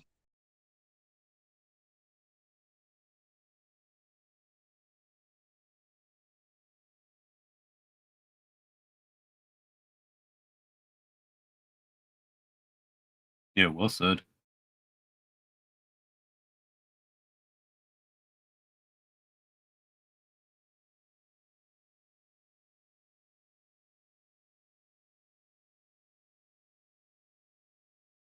Yeah, I feel like some of these very basic arguments, it's good for all submitters to be familiar with, because these are the standard questions that anytime we're discussing with traditionalists that come up, and just kind of knowing some of these verses to be able to recall them really helps in facilitating those kinds of conversations. Can you post those questions in the chat, brother? So I also put the submitters cheat sheet, debate cheat sheet in the submitters chat. If you have any suggestions, please leave a comment on it to add additional suggestions and answers and questions that need to be addressed or included. Something I'd like to see, and maybe it's being done and I just don't know it. Sometimes people will come and they will have a video and it sounds all in line with submission, but then you find out that it's not, that it was bogus. Is there any way we can develop maybe a logo or a symbol that shows up like a shadow or a water copy on the videos, that so that when those of us that aren't familiar looking at it can say, oh, that's one of ours, or that's not one of ours, right? I'm having difficulty and then having to listen to the video to discern. I'm concerned that it will plant seeds of doubt in me, or that the adversary is going to use it to kind of create confusion in my mind, and I don't even want to watch those videos. But if I'm going to address the question, it's almost like I have to. Is that making sense, what I'm asking? Yeah. So the question is, which videos are ones that actual submitters put together versus ones that are trying to argue against the submitter position. There isn't a way for us to, a watermark or something like that, because anyone can share whatever link. But feel free to tag, any of the submitters, and just ask them, hey, what is this? Because I think the vast majority, unless it's something new, we've probably come across, so we have familiarity with, and we can tell you, like, especially if you look at where the source is, who's the one who's producing it, kind of give you a quick notice. Oh yeah, this is some Quranist who put this refutation together, and just kind of give you that background. So, yeah, you don't waste your time.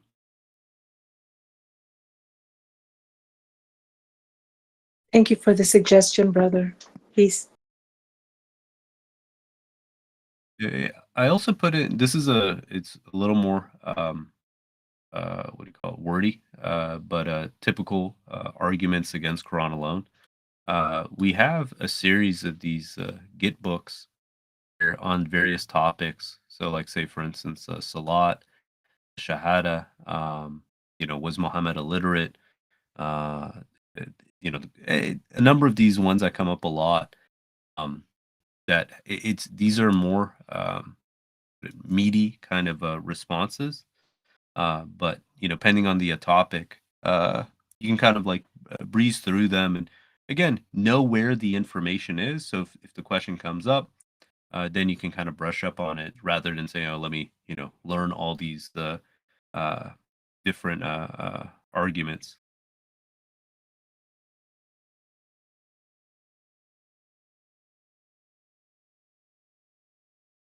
God bless you for that. Thank you so very, very much.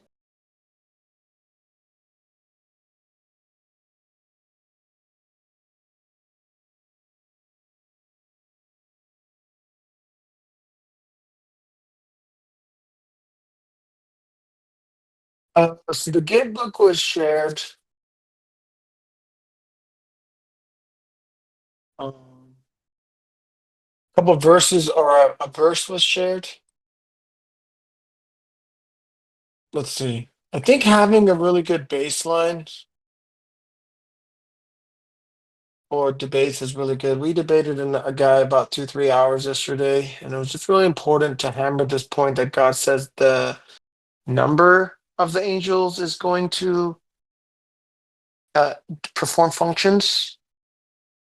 The number is aidatuhum, which means their number. And it says the number is going to do all these things. One of them is increase the faithful. So you have to ask the person, how did the number 19 increase your faith? And if it didn't, then you're a disbeliever. Simple as that. Because it either increases your faith or it disturbs you. I think that's a really good argument. Regarding 8:20, do not disregard him while you're here. That's a good argument Brother Jamil brought up for that verse. God bless you, Sister Brandy. Regarding that verse, 8:20, do not disregard him while you're here.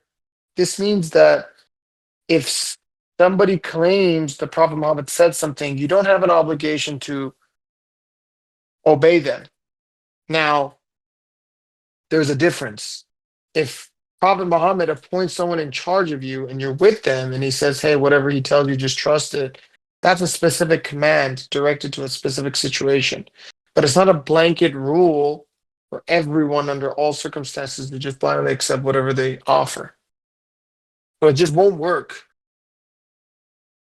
So God's religion is not based on conjecture. What we have to do is get out of conjecture as much as possible and get to establishing the truth, established knowledge and established truth. This requires a strong, solid foundation. That's why it's so important for us to establish based on Code 19 and the foundational principles and submission. Worship God alone. We uphold the Quran alone. We have the ultimate miracle. And then even when you get to the ultimate miracle, it's consistent methodologies and the Quranic initials that irrefutably demonstrate a structure based on the number 19. Are you trying to say something, Hafsa? Yeah. So that Yeah, I want to go over 22, 22:15. Yeah. 22:15. Can someone read 22:15 for all of us, and then we can talk about whatever Hafsa is asking about? Yeah, I can read it. It says, anyone thinks that God cannot support him in this life and in the hereafter, let him turn completely to his Creator in heaven and sever his dependence on anyone else. He will then see that this plan eliminates anything that bothers him. It's worth mentioning this verse is, if you ask the traditionalists or look at their tafsir, they think that this is the God commanding those who question God to go and hang themselves, basically kill themselves, and they really fumble over themselves trying to make heads and tails to what this verse means. But as Rashad defines it, this is a very clear cut understanding that doesn't contradict other verses of the Quran, and we can get into the Arabic if need be to how this translation is the correct understanding. But go ahead, sister, if you wanted to comment on this. Yeah, I just want to know what it means. Yeah, so if you look at the traditionalists, they'll tell you that basically, again, God is telling those who are doubtful of him to go and hang themselves. That's the way that they predominantly translate this verse. And I'll add an article looking at the different translations, and then the breakdown to from the Arabic.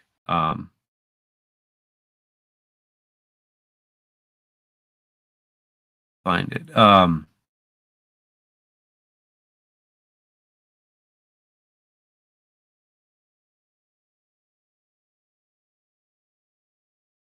think there's a standalone article on the topic as well, but it's in this one as well.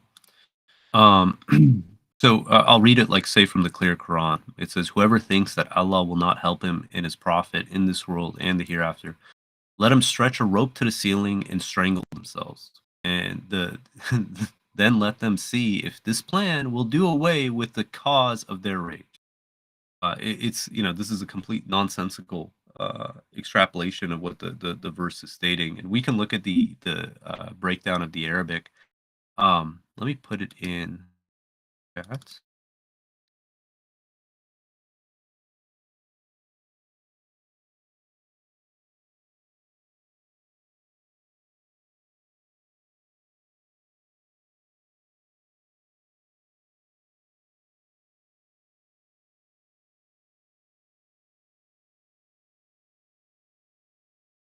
I'm going to put the second part because most, the translations in regards to the first part isn't too far off. It's saying if anyone has any doubt that God will support him in the world and in the hereafter.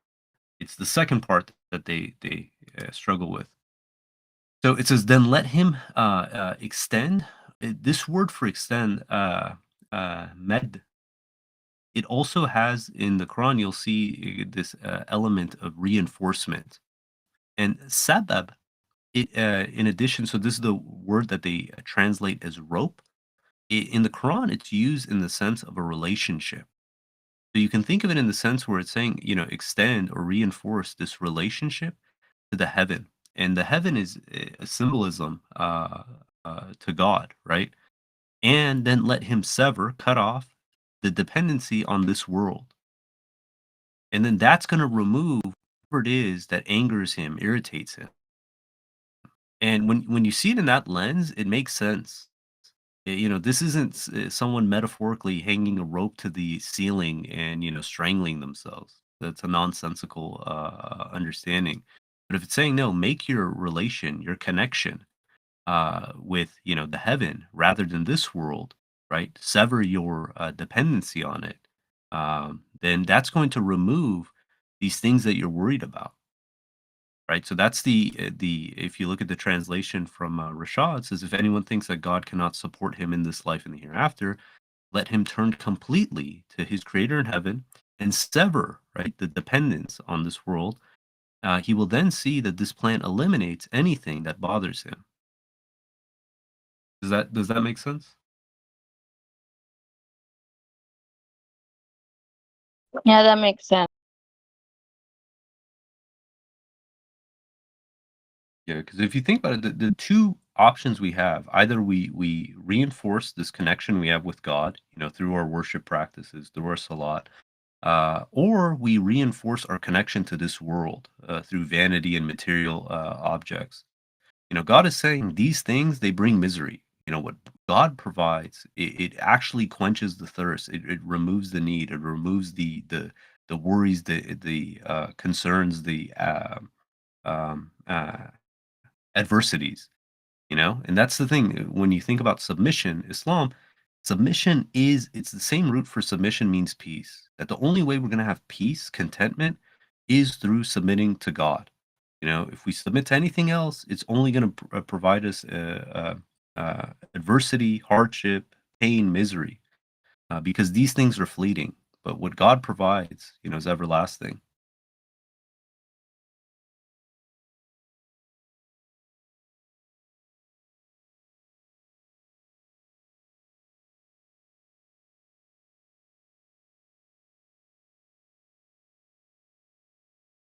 God bless you, brother. Yeah. Anyone else want to ask questions, comment, bring up topics? All means. Brother, chapter 56, verse 79 says, none can grasp it except the sincere, right? And most of the verses where it uses the word for sincere here, elsewhere, is usually used in the form of purifying, or to purify. Why, in chapter 56, verse 79, why do we translate it as sincere? Actually, just okay. Can I answer? Yeah, go for it. Sorry. Maybe I might not give it as a complete answer as you, but I think that someone that is pure is sincere.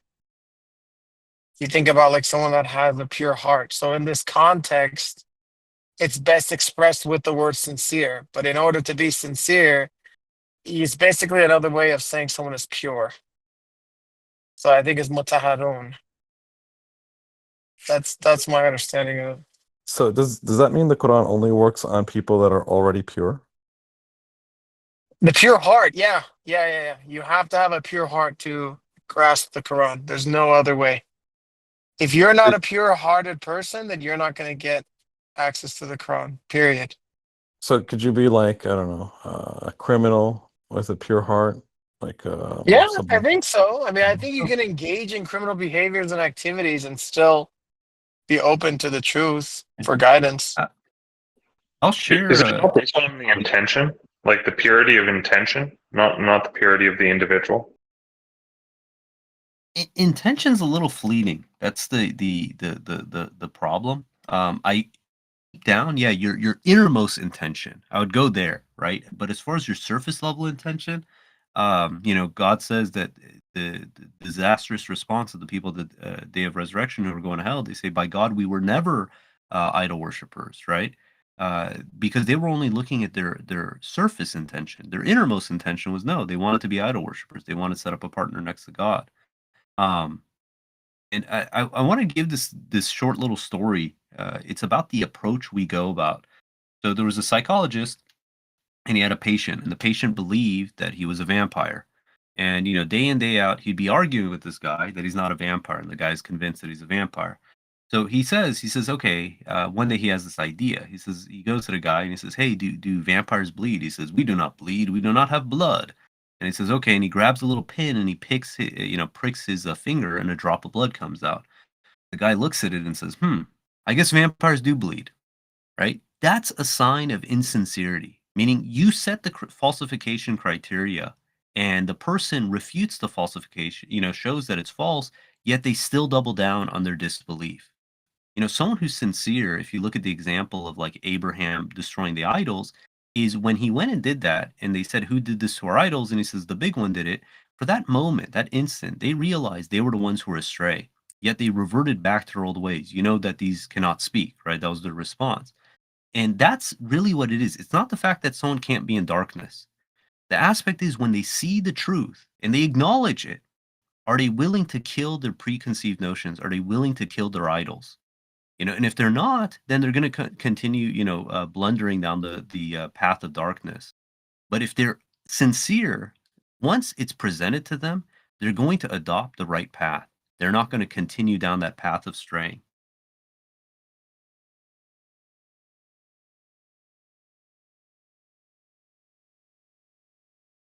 That's my position also. I agree with that. So it I is. just want to add. Yeah, go ahead. Yeah, answer to Brother Triple A, 9102, it says those who has mixed deeds, To answer your question, yeah. Can the It's criminals, yeah. yeah. I just look 9102. regarding the criminals. Like, look, they can just have justified previously just bad behavior, poor decision making, and living whatever lifestyle they're living. But at the end of the day, person committing crimes or doing whatever, if they're a pure person, then God will guide them. And God will guide them if their heart is open to the truth. And as Peter said, if your heart's open to the truth, then you can be a submitter. And you can be presented to 9103. Yeah, 9103, it's the kind of like the peculiar that it says purified. purified. Yeah. So the whole idea is that even when I see this many times, people that even claim to be submitters, but if they're not willing to reconsider their positions, then that's very dangerous. We shouldn't be arrogant. So we had this conversation recently about someone that said, look, I don't care about anyone else's point of view. I don't even want to hear it. And I'm so happy that I'm willing to go to God with my point of view. And we're saying, is this really the behavior of a submitter? Maybe not. Probably not. It's okay to be confident in your point of view. But I think the line is drawn at being unwilling to reconsider your point of view. then you don't have sincerity, then you will not get guidance. Even if you're claiming to be within submission, you cannot be truly guided because sincerity requires examining all words and following the best and really reevaluating things. And especially within submission, like the last couple of years, I've had so many issues brought to my attention that I had to change my point of view. I could easily just said, yeah, I don't want to hear it. Sounds too outlandish to me. Sorry, I'm not giving you the time of day. Right? But we have to be able to, because we cannot grow and develop and unify if we are not able to hear out. And so the more extreme example is the concept of submission as a whole. We presented someone and they've dismissed it. The guy we spent 3 hours on yesterday, he had already rejected submission. And so in rejecting submission, he already rejected code 19. So he blocked the avenue of any interpretations that would lend credibility to submission. This goes into what Peter is saying. That's not a sincere person anymore. Does that answer your question, AAA, that this verse is for the sincere? Only the sincere can access the Quran. And sincere means a pure soul and pure intentions. Yeah, I think I get it. Yeah, it's always confused me because, when I was Quranist, I had translated it as the purified. I'm like, well, how does that make sense? Because the Quran is supposed to be purifying us. And if we have to be purified in the first place to grasp it, then isn't that redundant? No, but yeah, the I Quran think purifies our soul in turn. you We'll cut be off able for to that. withstand. Yeah, can you hear me now? Can you hear me now? You sorta. Try again.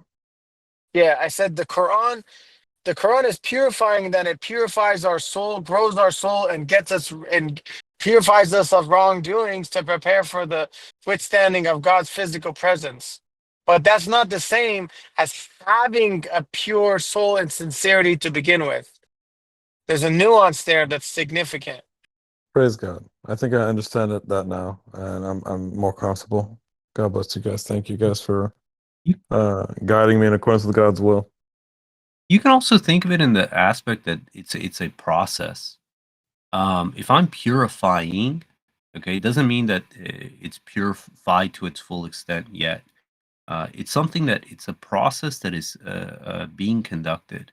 And when it comes to submission, what's interesting is oftentimes people, they want to jump to the answer without going through the process. And it requires us to stop and say, okay, let me take a inventory of all these things I think I believe, right, that I'm attributing to God, and equating, is this from God or is this not? And then slowly saying, okay, yes, this is correct. I'm going to start with worship of God alone. Okay, I'm going to, my salat, I'm going to remove the impurity. So during that whole time, you're going through that purification process. But someone who's not willing to do that, they're not going to be able to access it because they're not willing to let go all that baggage that they're taking into their understanding. They're being insincere in that regard. Praise God. You have to tell yourself, yes, I would like to worship God alone. How can I better achieve that? How could I better engage in the worship of God alone? And when you ask, say, hey, Mr. Christian, Mr. Jew, Mr. whoever, Muslim, how can I worship God alone better? Do you think it might be a problem if we call on Jesus in our prayer? Do you think it might be a problem if I call on Muhammad in my prayer? They're not sincere. They're not honest with themselves, like Peter explained. We tell them, hey, the salah needs to be devoted to God alone. Are you sure calling on Muhammad is helping us do that? Maybe not. If there's no maybe there, if there's no hesitation in doubling down on the calling on Muhammad, you got a serious problem. That person does not deserve guidance, and that person is evil. That's evil, right? Because an honest person would tell themselves, there's something here that I need to reconsider. Then God will keep giving you guidance, more guidance, more guidance, more guidance. And this continue to as many verses of the Quran as God wants. Oh, now I understand this verse better. Now I understand that verse better. But you have to have this mentality of being able to witness the truth. Otherwise, there's no point. I think Ophelia had her question. I don't know if we're still talking about this, but Ophelia had a question a few minutes ago she wanted to ask. Okay, so I'm going to share the verse in the chat. So where it was a little strange is that it would say, "Oh, if you have a question, ask those who possess knowledge." But here it's talking about a jinn, and the jinn is like, "Oh, I possess knowledge." And why would you even throw that in, that the one who possessed knowledge said he could bring this over? I can give an answer to this. Okay, there's this theme in this chapter, in this interaction between Solomon and the different, individuals introduced into the story. And the theme is this: is what constitutes power? If you look at the first exchange, okay, the first exchange that's being discussed is actually. Don't quote me on the order, but the first one I'm going to bring up is the hopu. So in this regard, Solomon says, "Where's the hopu?" So he's taking, a roll call, and the hopu doesn't show up, and he's exerting his power. He says, "Look, if he doesn't show up with a good excuse, I'm going to sacrifice him." So who has the power in that dynamic? Solomon, right? Then this the small little bird comes, and he says, "Look, I have news that you don't have." All of a sudden the power dynamics shift. It doesn't matter how, powerful, how much, legions of individuals God has put under, the control of Solomon. In this dynamic, the bird is the one with the power. And he flips the table on Solomon. It says, "I have knowledge that you don't have." There's a queen, and she's worshiping, the sun rather than worshiping God. So all of a sudden we see the power dynamics shift, right? In this regard, regarding the who can bring me the queen's palace, faster, it says the Afrit. The Afrit is a powerful jinn, right? By physical status, he's more powerful. But the one who was able to do it faster was the one who had knowledge, right? Meaning it doesn't matter. It's like their bronze, their strength. Someone who has knowledge is going to be at a higher status in the power dynamics than someone who's physically stronger. And this is my takeaway from these narratives. It's showing these power dynamics, and the third one is regarding the ant. And so Solomon and his troops, they're marching. And you think about it: if you're marching somewhere, you're on a mission, you have an objective. You're focused, you got the blinders on. But Solomon, despite all this, he hears the call of something that most people won't even think twice of. The call of a defenseless ant, saying, "Oh, you ants, go back to your homes lest you get crushed by Solomon and his troops." And unlike, what any other sensible person, I shouldn't even say sensible, but like, any other person would do, just being completely oblivious, stomp right on their territory, don't think twice. He stops and he reflects, and he remembers to be appreciative of God. Because the distinction between, Solomon and this ant compared to God and Solomon, right? Solomon's closer to the ant than God is to Solomon by any stretch of the imagination. And the question is, okay, now that Solomon has all this power, all these, forces underneath him, how does he treat the weakest of his constituency? Does he just ignore their complaint? Does he ignore their concerns? No, he addresses them, to the best of his ability. So, these three little, short stories, if you look at them, it has to do with that aspect of knowledge. It has to do with the aspect of power dynamics. That makes sense. I don't know if anyone else wants to add to that. Yeah, that does make sense. Thank you.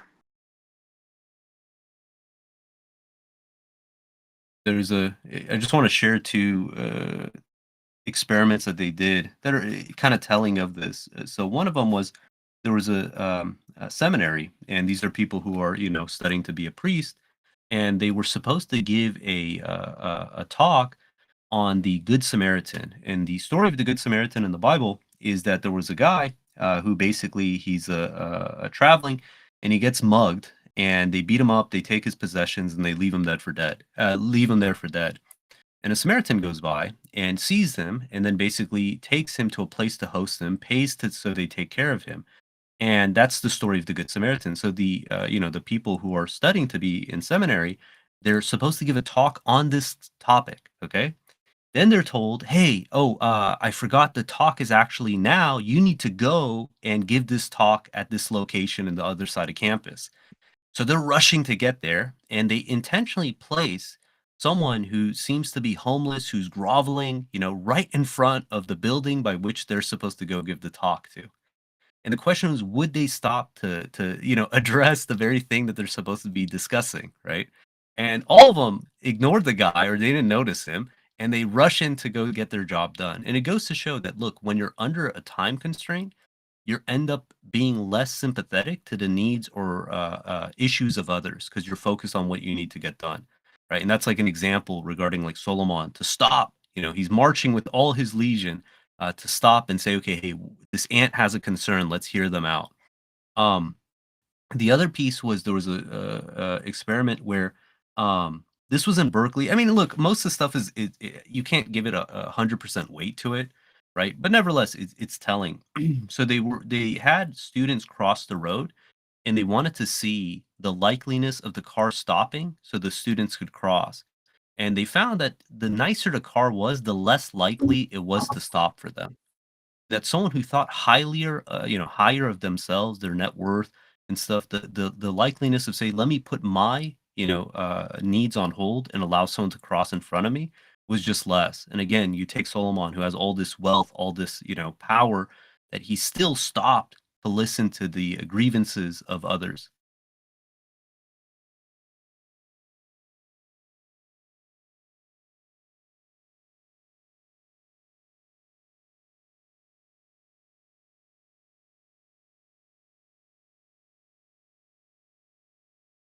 Peace, brother. Can you I'm worried. There's a verse in the Quran that says, "Among us are the submitters, and among us are the compromisers, and the compromisers will be fuel for hell." Is it possible for a submitter to be a weak submitter, and that he compromises a little bit?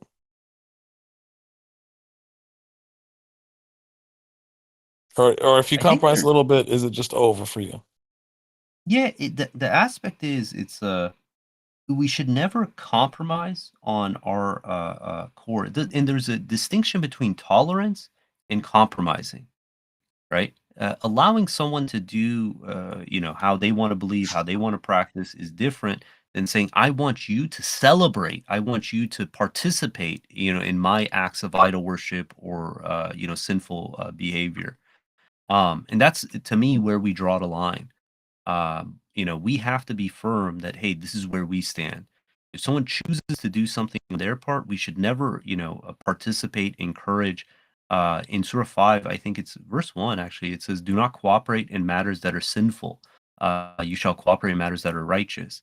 That's we should never compromise on those pieces where someone says, hey, let's just do a little bit of idol worship. Hey, let's just do a little bit of vice or wickedness. Because the second we cave on that, we become part of that guilty party. Very interesting. How do we know when so sometimes I imagine, for example, the holiday of Eid, right? We got the Muslims, they celebrate Eid, right? Was the beginning, the source, the original beginning of Eid, do you think that was sinful, or do you think it was just like a celebration that was just happenstance, and then it became tradition, and then it became integrated with the religion? At some point, it became sinful. Is that Yeah. your understanding? I mean, even historically, it seems to be that case where there's discussions to when the aid prayer and the aid call to prayer and all this stuff kind of came to be, and it seems even on a historical front that this is something that they openly say, yeah, this came to be afterwards. Um, so and a lot of the stuff you can't say happens maliciously. It happens either obliviously or with good intentions. One of the examples that Rashad calls out that we see in masjids is when you're doing the congregational prayer and the prayer ends. And some people, they want to do additional supplication. They want to do prostration, different prayers and this and that. And the funny thing is that in itself might seem benign, but the reality is people who are new to the religion are going to see that, and they're going to think that, okay, the prayer was good, but this is more righteous, and in a very short amount of time, within a generation or two, they start infusing that inside the religion itself. And we've had so many instances, and it's funny when you see about it, but then you realize the seriousness of it, where people who, again, are new to the faith don't realize certain elements are just preference. They're not part of the religion.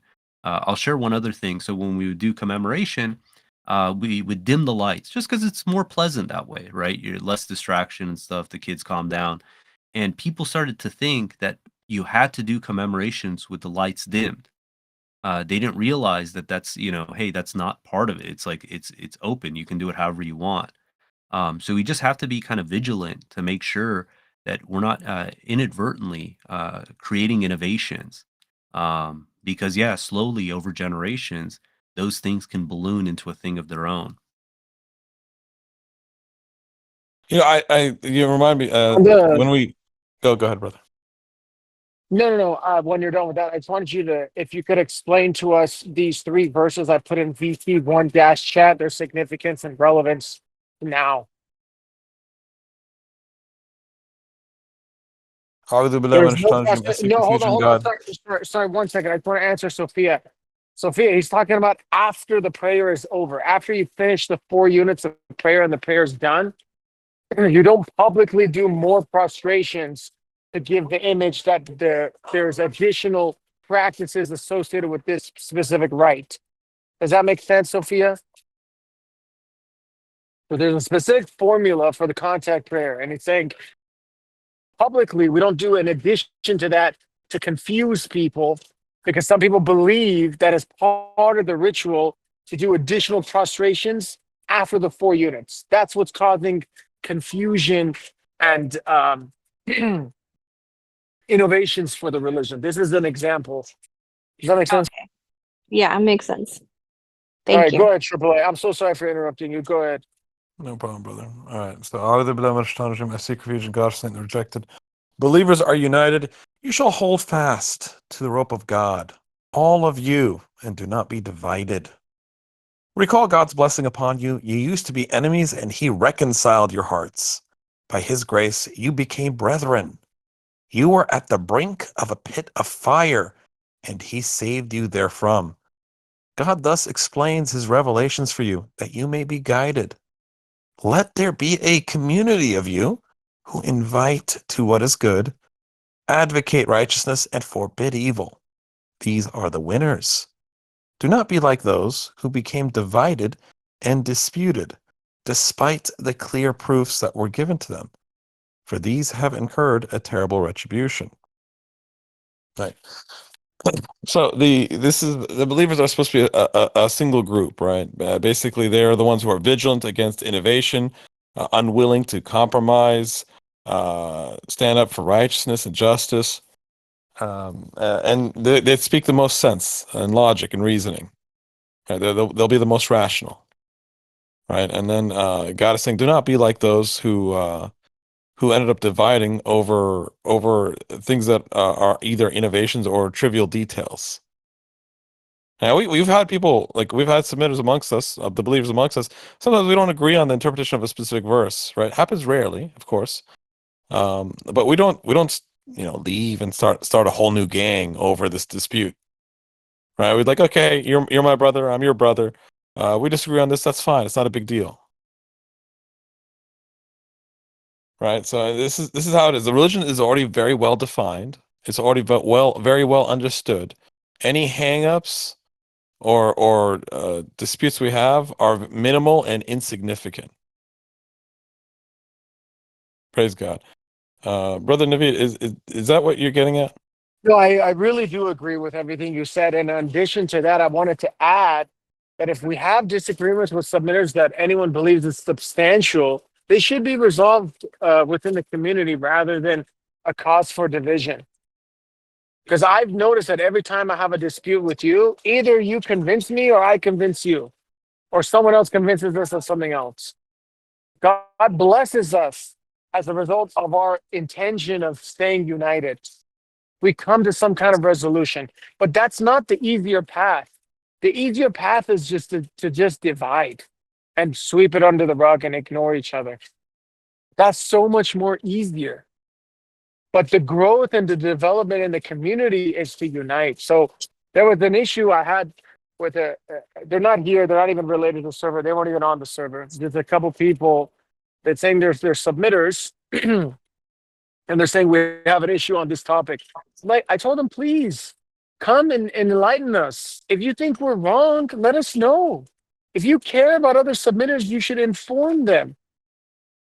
If we're telling you, hey, we want to know how we can do better, then come enlighten us. But the problem occurs when they refuse. They have no interest of uniting with the believers, and then it's just sectarianism. Because then it's just like, okay, build a new sect, build a new sect. Yeah, this sucks. This place is horrible. I'm just going to build a different sect. Then that's not right. It is not correct. You're right. And I agree. Brother Raju also posted some good verses. I'm going to read it now, God willing. I seek refuge in God from the rejected. Such is your congregation, one congregation, and I am your Lord. You shall reverence me. But they tore themselves into disputing factions, each party happy with what they have. Therefore, just leave them in their confusion for a while. God loves those who fight in his cause, united in one column, like the bricks in one wall. I understand each of those bricks, they're unique, right? Yeah, they look very similar.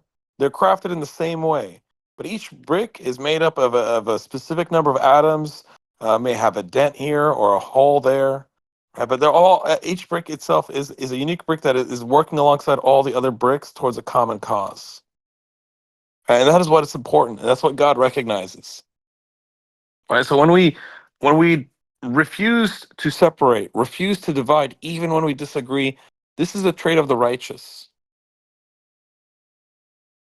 You know, maybe I'm going astray. Maybe I'm becoming a hypocrite. Maybe I have this wrong understanding. But these verses indicate that I need to stick with this group no matter what. All right? If I go astray, I go astray. I'm taking myself to hell. Right? But these verses are indicating that I need to hold fast to these guys, this group, so that maybe God may guide me more.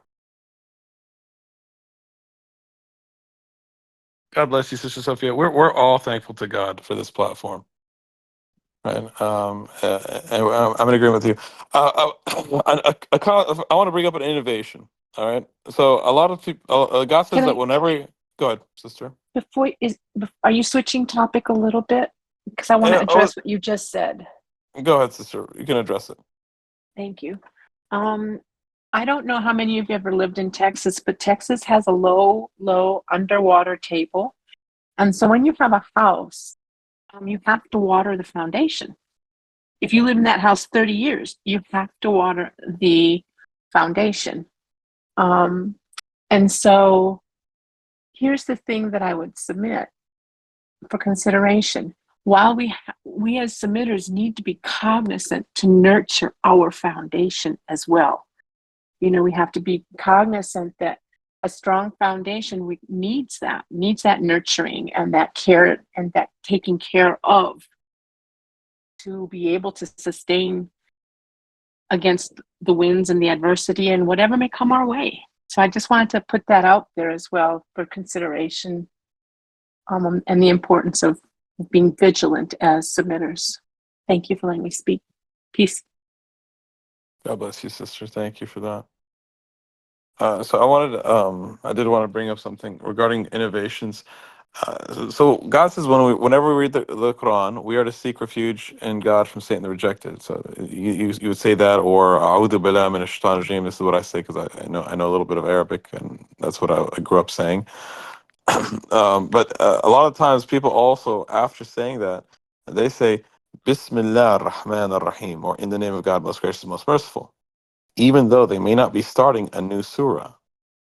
Right? This would technically be an innovation, right? Because there's no commandment to say Bismillah whenever you start reading the Quran. Right? And Can I just say that was imposed on me for 20 years? And I just really, went along with it because I just thought that's what we're supposed to do.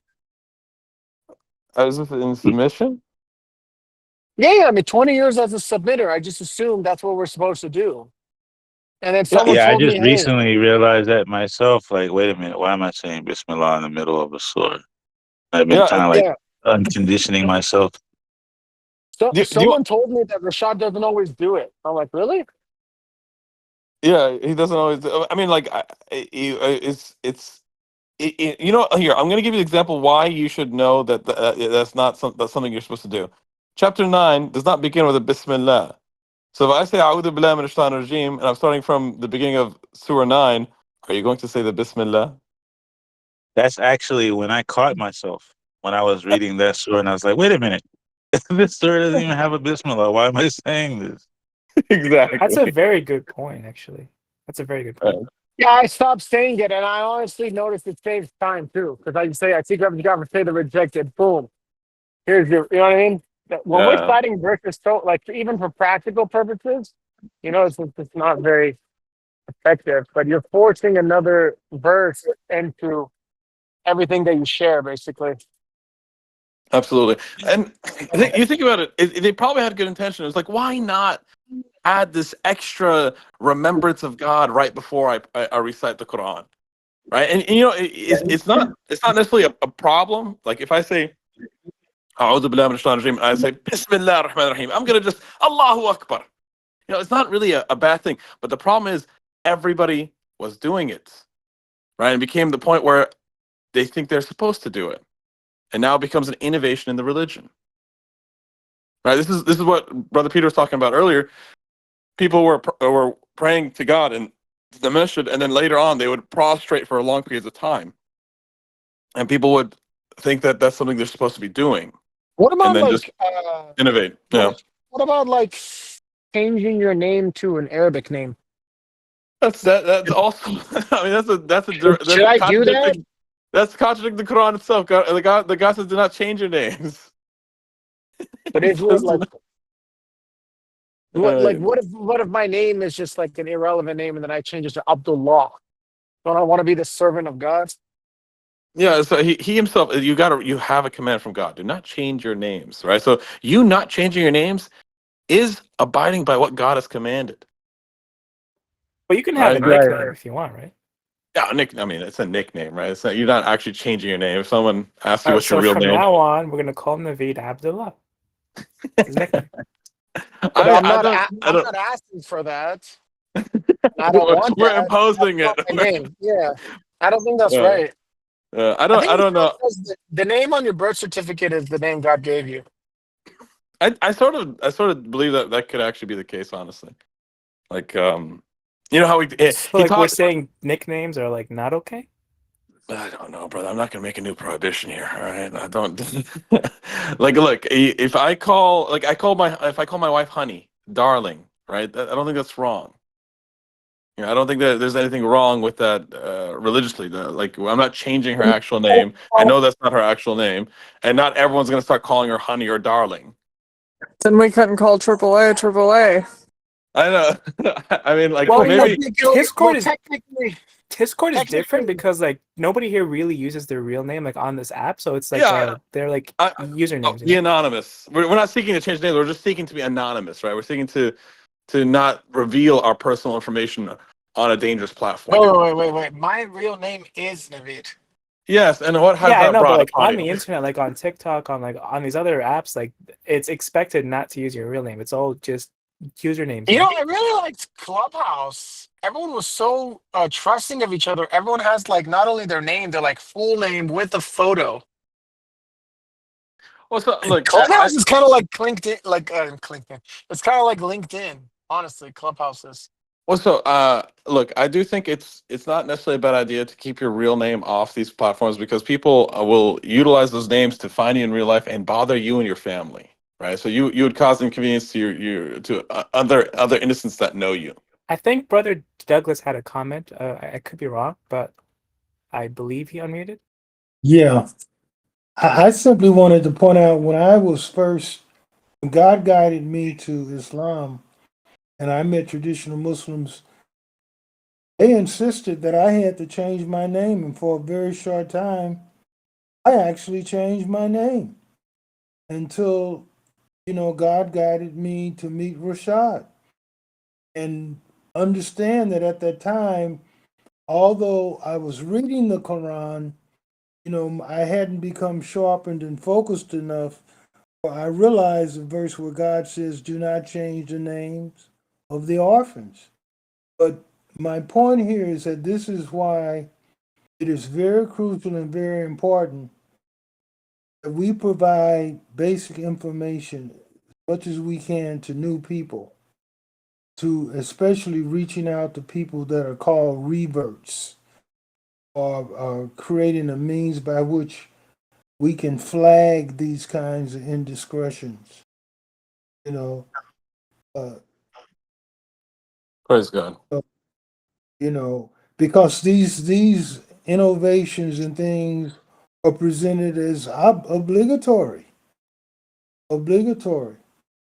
So that was one comment that I wanted to make regarding the name changes. The other, as I mentioned this before, and God knows best, every single one of us was guided to Islam as an individual, to submission as an individual. And that, so to speak, invitation by God, that mercy from God should be the light post, so to speak, that's somewhat awkward. That should be paramount in our minds throughout our lives. And in the journey in submission, in the journey on the submission server or any other server, that's paramount. That individual relationship with God and being guided to submission eclipses all relationships, no matter who is who on the platform or whatever. We all have that we are submitting to God.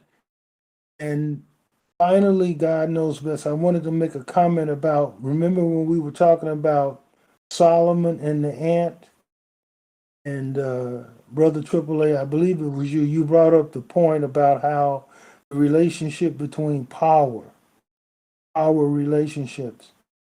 I was reading those verses the other day, and what struck me is the fact that Solomon actually prayed and asked God to make him more appreciative. Make him more appreciative when he reflected on what the ant was saying. Here's this creature, this so-called insignificant, small, little creature compared with his power and might and his legions of forces. And he was inspired to ask God to make him more appreciative. I just wanted to share that, God knows best. God bless you, brother. You're absolutely right, brother. It's good to be appreciative. It helps us remember God. And remember, our worship towards God, He made us to worship Him, but our worship towards God benefits us. Right? It does not benefit God. He says we do not hurt Him, we hurt ourselves. Right? So, and God is using the messengers in the Quran as examples of how we're supposed to behave, right? To pray to God to make us more appreciative is basically praying to God to make us act in a way to benefit ourselves more. Right, I think that's the basic line in reasoning. And Brother Douglas is absolutely right. I also, he did bring up another innovation I wanted to mention. This concept of the concept of being called reverts, right? There's no such thing. Like in the Quran, we have the word for converts. So it acknowledges that people, when they come to the religion, they're called converts, not reverts. Right? And we're born sinners. Yes, we have the inclination towards monotheism, but we still have to make the stand. We still have to say, I'm submitting to you, God. Right? And at that point, you are a convert. Right? So this, even though this notion of revert, it itself is an innovation. And if anyone wants to know where the word convert occurs in the Quran, you got chapter 2, verse 62, and I believe chapter 5, verse 69. Right, and they have distorted the meaning of the word asabiyun to mean the Sabians, which is some sort of group that no one really knows anything about. But in the Arabic language, the word Sabians can also mean converts, or one who departs his religion for another religion. And in fact, even in their history books, they have Muhammad being called a Sabi. So he was one of these so-called Sabians, right? Because he left the religion of the Quraysh to the religion of Islam. That's why the Meccans called him a Sabi, right? And so my theory is that they distorted the meaning to hide the fact that Muhammad converted away from their religion. Because if he was part of their religion, that means he worshipped idols, and that's not good for their narrative, right? The sinless Muhammad. And I'll put the resource here in the chat so you guys have it for yourselves.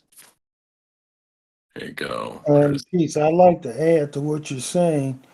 When you look in the Quran, you look in Dr. Khalifa's translation, revert or reversion is always used in the context of disbelief. Those who go from submission to idolatry. Those who always revert from the truth to falsehood and idolatry. You can do that again. Very good.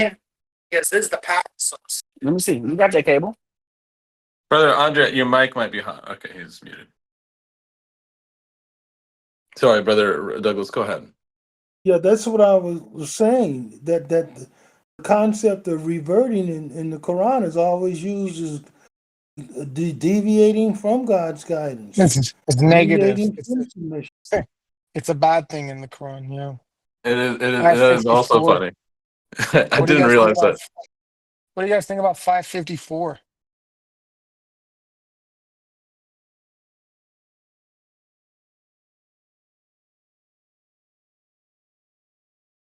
My secret fusion God from Satan rejected.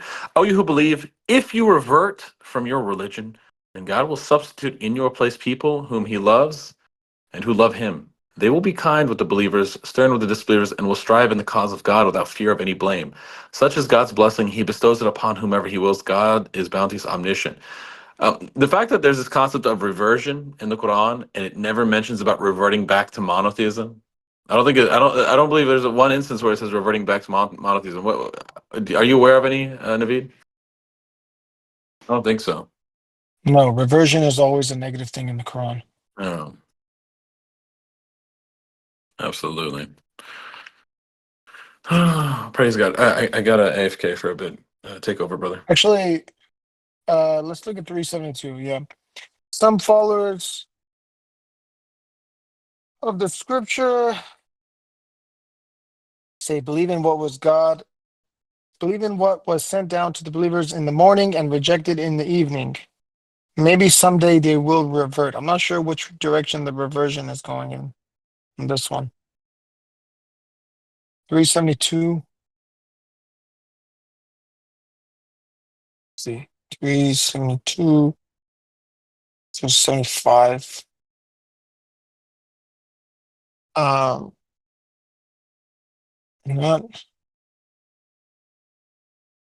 not sure what 372 is talking about.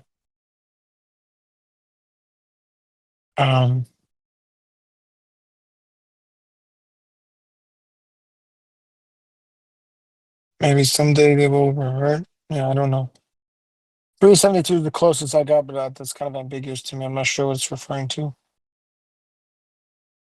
So it says 372 says what? I was blaming the shaitan regime. Some followers of the scripture believe in what was sent down to the believers in the morning and reject it in the evening. Maybe someday they will revert.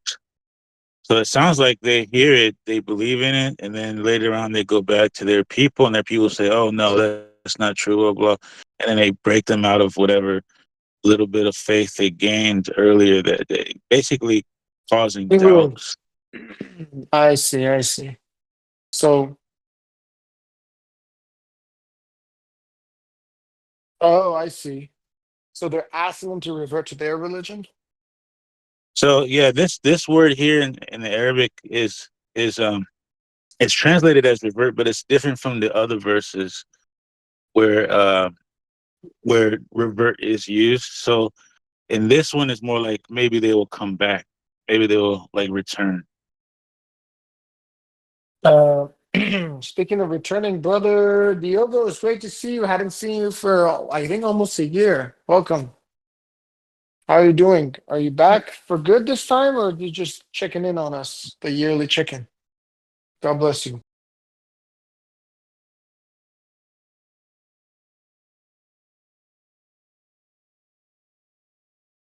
All right. Yeah, if there's anybody that has any questions, any topics they want to bring up, now is the time.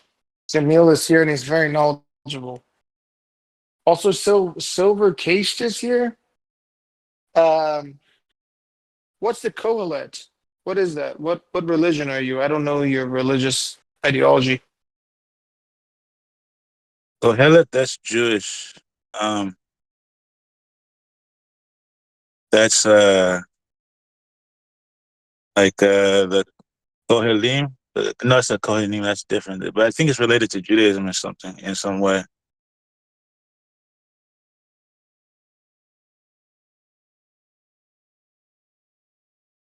Okay. Does he or anybody else want to speak?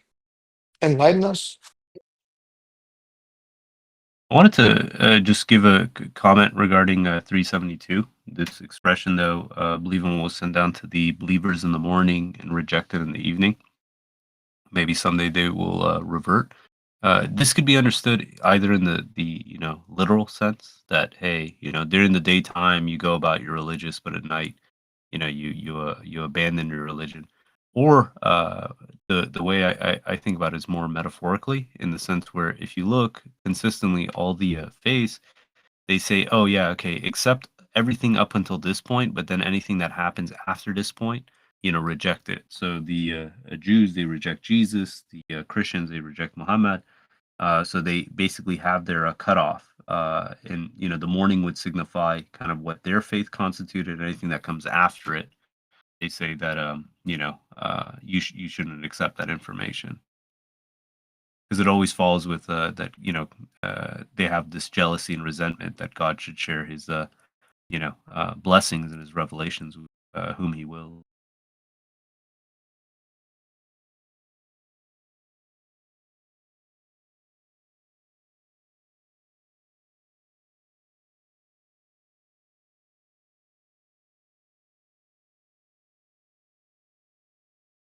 Hey, Silver Case, if you could speak, go ahead, Yeah. brother. He says I'm Jewish. We reject other religions because they contradict the Torah, not because we don't Yeah, believe but even Gentiles. here, I'll give a pushback on this. So there's debate among Judaism as far as which books should be considered part of the canon. So up until the third century, they said, look, anything up until the third century should be accepted. Anything after the third century shouldn't be. So you'll see that, like today, the book of the Maccabees, isn't considered as part of their canon. So that's the whole thing. Isn't They it Maccabees selected 1 some through cutoff 5 point. or 1 through 4? I think it's Maccabees 1 and 2, if I'm not mistaken. But I don't know if they divide it further than that. I think there's. Yesterday I saw there's more Maccabees. There's like 4 of them. Main ones are 1 and 2, but there's more. I have it here, so let me just pull it up. Give me one sec. Or we can just look up online.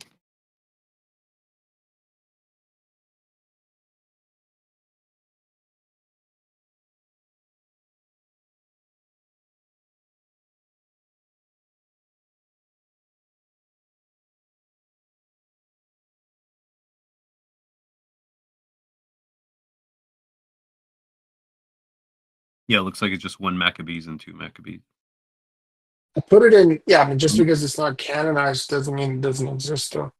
I put it in. Yeah, that's what I'm saying. If there's further apocrypha, Right. possible. But yeah, I just the put whole it in the point is, chat. Yeah, this is it's an ongoing arbitrary. debate.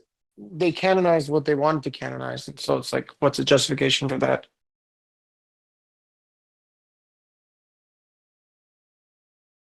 Can you unmute yourself, Case?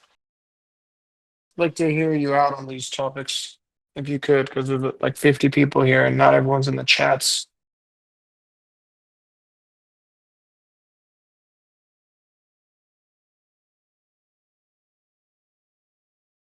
I mean, that's the takeaway from that is each group is going to say, okay, hey, accept everything up until this point, um, you know, and reject anything that comes after it. The realities, I mean, God's going to continue sending revelations. So once we Sophia? validate that, yeah, revelations are true, we're obligated to it. You're good. Sophia asked a question about Judaism. Because I think might be listening, but he may be busy cooking, so he can talk. My understanding of Judaism has two problems. With Orthodox Judaism, I think we talked about this. They believe in like Hadith and Sunnah, which is the Mishnah and Gemara or the Talmud, and these are separate from the laws of God. So that's problematic. And then in modern Judaism, it's really this concept of limiting God and saying that God can't do everything, and God isn't omnipotent. These are the main strains of issues that I see with Judaism, separate from, I guess, they're believing Moses or whoever, the other prophets are infallible. That's my observation and understanding.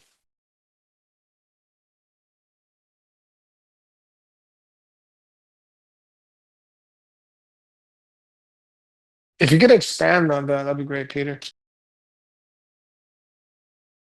Yeah. I mean, if the first point you brought up regarding just having secondary source of material, yeah, irrespective if it's debates among rabbis, if that is to be taken over the scripture, that becomes problematic. This is the concept that Jesus was hammering when he's debating with the scribes and the Pharisees, is that they were taking their tradition over what was written. It gives the example of a korban, where the people, they don't want to give funds to their parents, despite the fact that they were commanded to honor their mother and father. So what they would do is they would dedicate all their possessions, because that's what korban is, to God, and say, "Sorry, mom, dad, I can't support you because I've dedicated my possessions to God." So they were circumventing the written law with their tradition. So the second that the tradition goes, supersedes the written law, then that becomes a problem.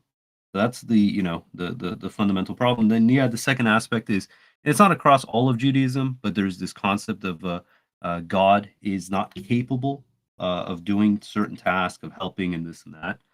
So they basically limit God's omnipotence.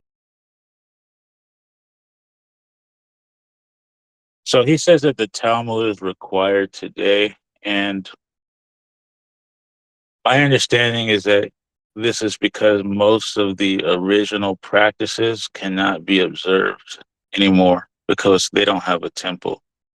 So while the Jews were in exile, they came up with other practices to replace the practices that required the temple and the Kohanim, the priesthood. So, like for example, Yom Kippur, right? Yom Kippur is a day of atonement. I don't remember all of the details of it, but I know it required going to the temple, sending a goat out into the wilderness, and so on and so forth. And without the temple, they can't do that. So the Torah specifically tells them to afflict themselves. And so how they do that today is by fasting 24 hours, right? Which is not mentioned anywhere in the Bible. It's just something that the rabbis instituted. So pretty much without the Talmud, they would have no religion.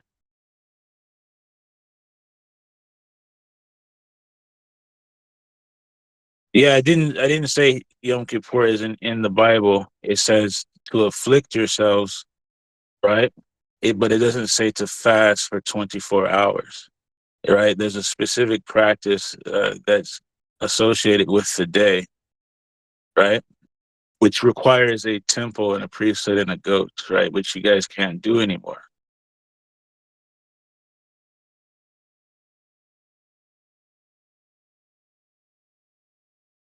So basically the majority of the practices are what we would consider innovations from the rabbis. They had 3 sacrificial times per day: shachait,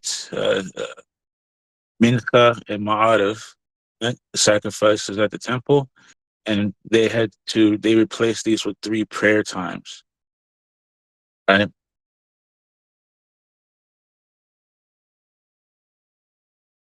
They're adjusting based on the circumstances.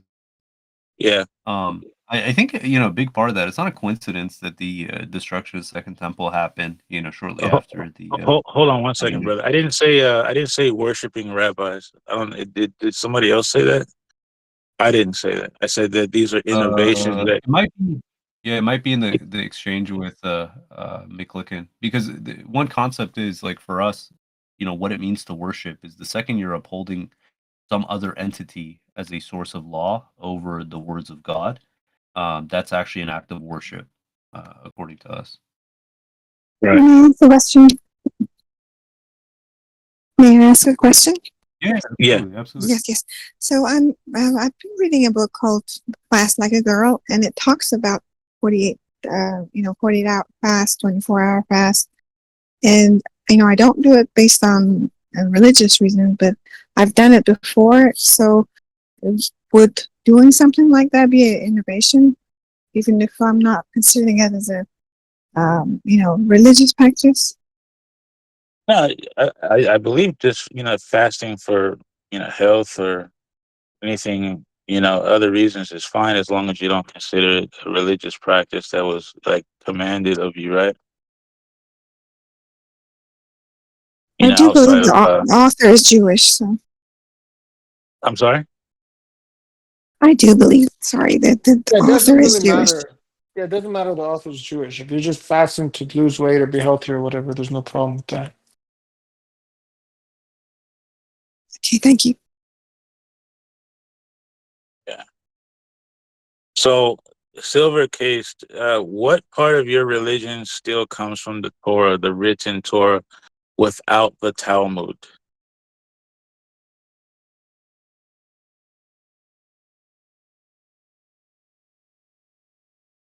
Because we know, like, kashrut, kosher laws, like this is not mentioned in the Talmud. I mean, in the Torah. Okay, so you say all of the religion comes from the Torah, but fasting 24 hours on Yom Kippur is not from the written Torah. Right? The specific practices of Shabbat that you guys do is not from the written Torah.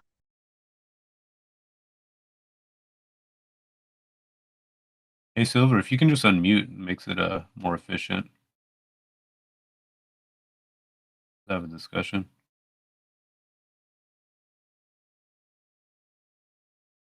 He's gone. And he's gone.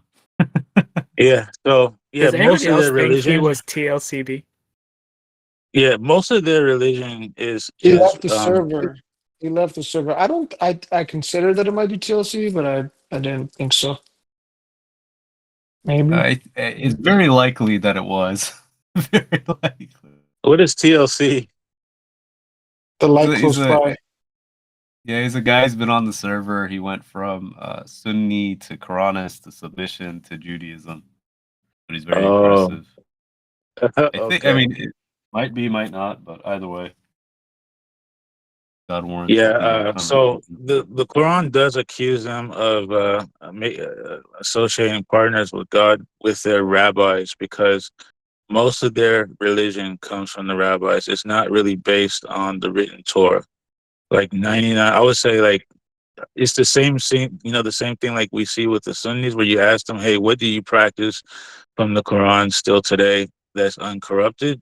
The Jews are pretty much in the same boat, that almost every practice from the written Torah has been corrupted or is no longer able to be practiced because of the temple is no longer there, and also many of the laws require them to be in the land of Israel.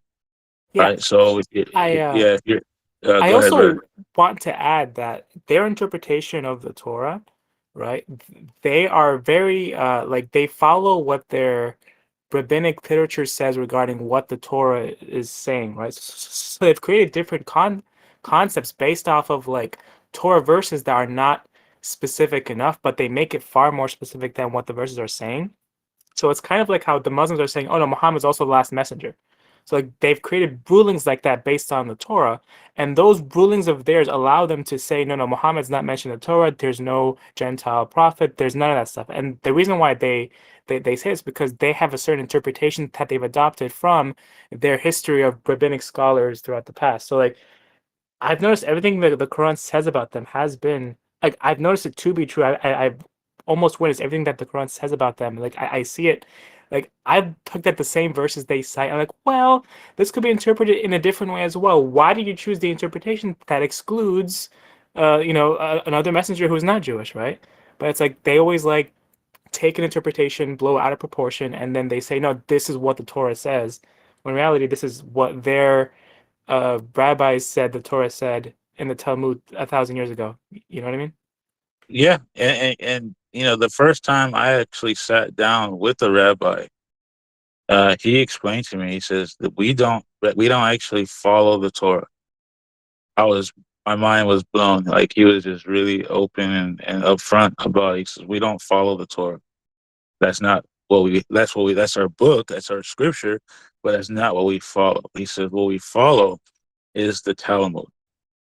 Right, all the laws, all the details of their practices comes from the Talmud. It's not from the Torah. So the Torah has been relegated to basically a ceremonial text that they recite on Shabbat.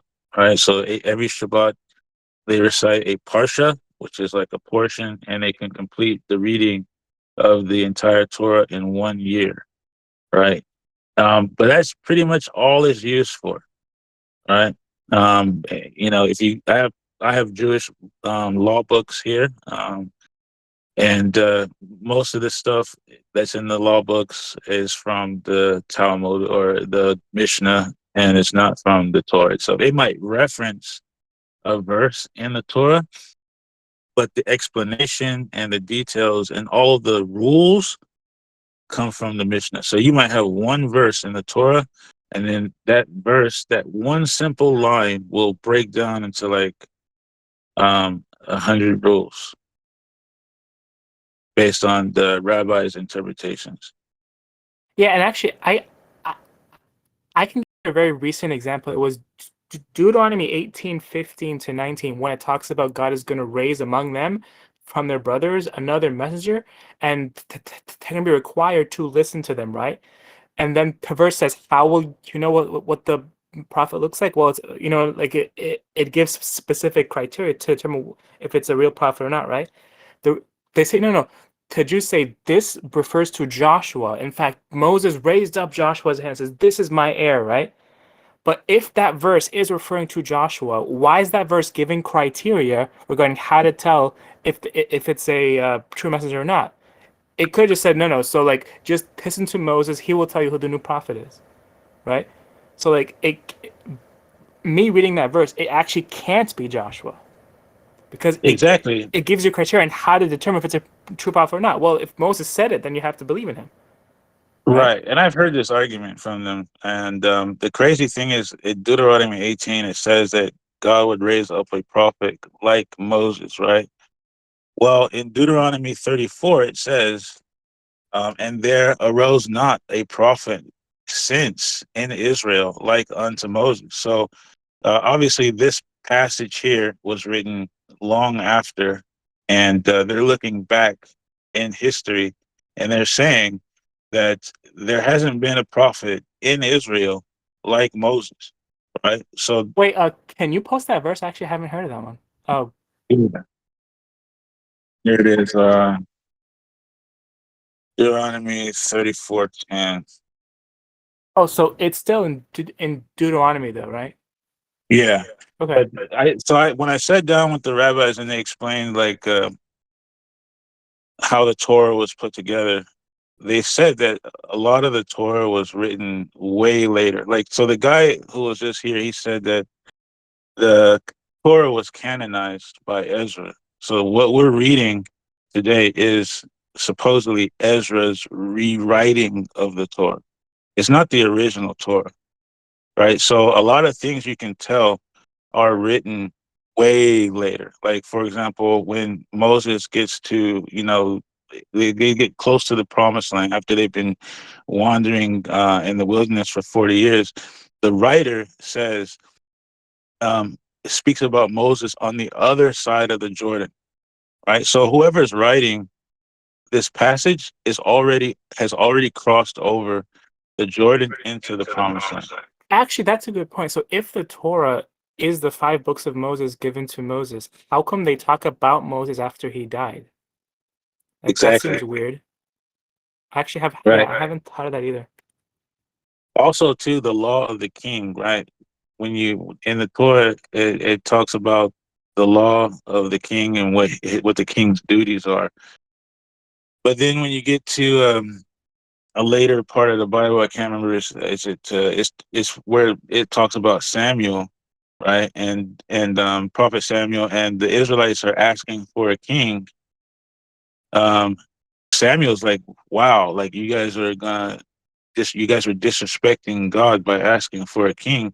It's as if Samuel had not heard the laws of the king that are mentioned in the Torah, so basically it shows that this law of the king that's in the Torah was written way later, because Samuel thought it was offensive for the Israelites to ask for a king, right? So more than likely the laws of the king were revealed around the time of Samuel, and this is why he was astonished when they said, "Give us a king," right? And this is even mentioned in the Quran where they were asking for a king, right?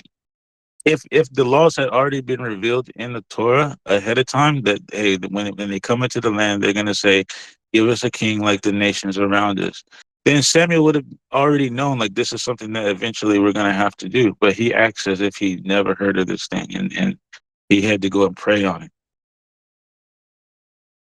So the chronological order of the Torah is not it's way out of place. There's a lot of stuff that's written later that's injected back into the Torah after the fact.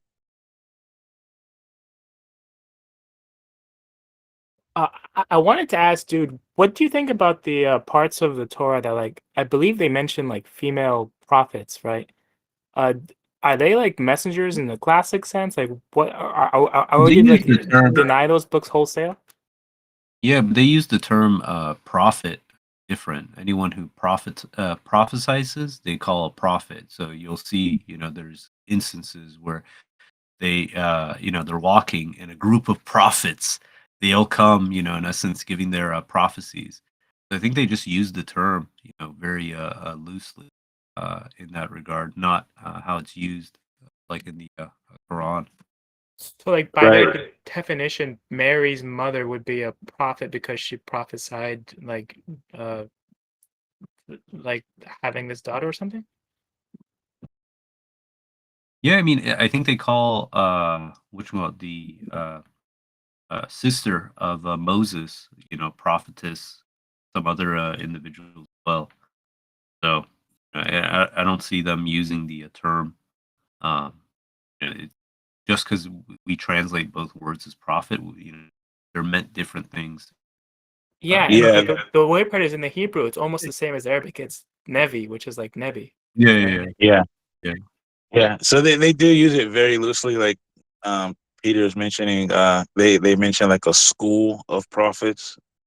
They mentioned basically this word is used to cover anything from someone who receives revelation to someone who simply just recites revelation. Like a person who recites the revelation is also is said to be prophesying, right? Even though they didn't actually receive revelation.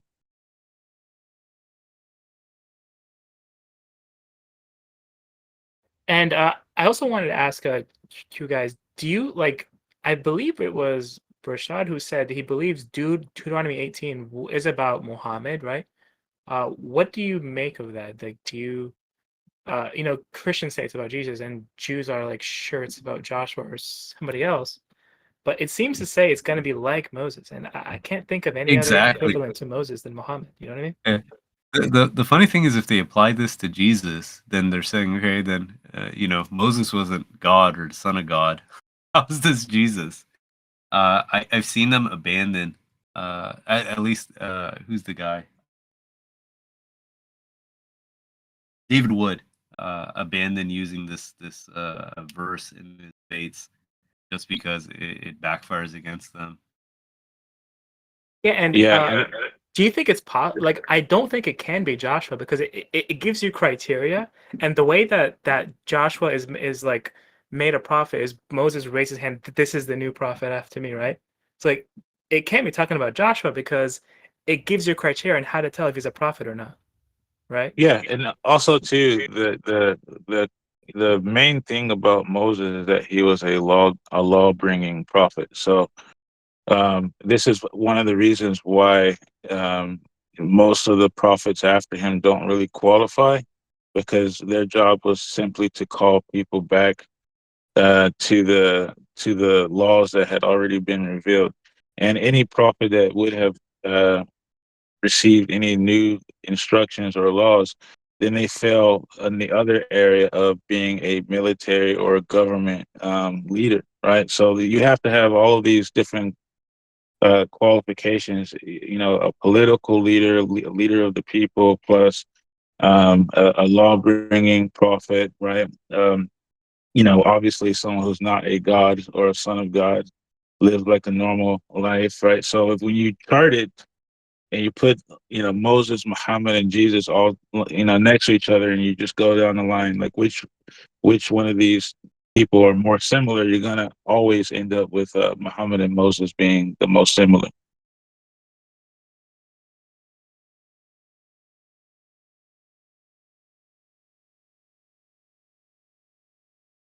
What's funny is you read like Deuteronomy 13.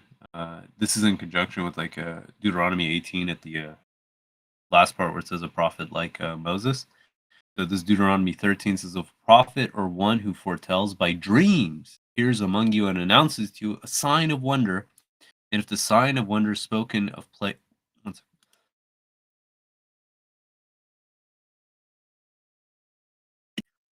me, cough.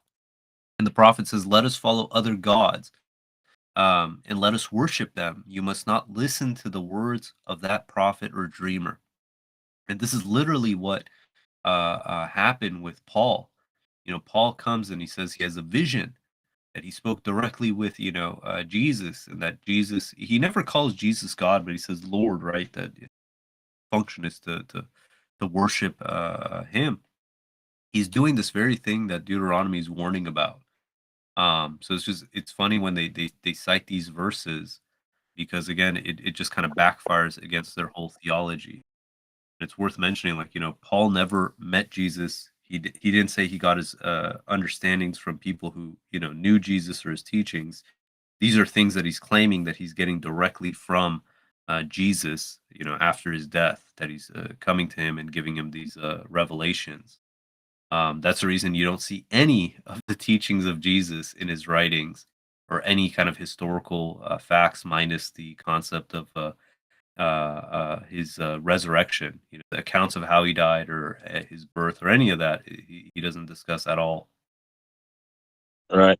So what do we say to the people who will say, well, um, the God of Israel has a specific name, Yahweh or Yahuwah, however it's pronounced, and your God doesn't have this name, so he can't be the same God, because the God of Israel said that, you shall call me this name.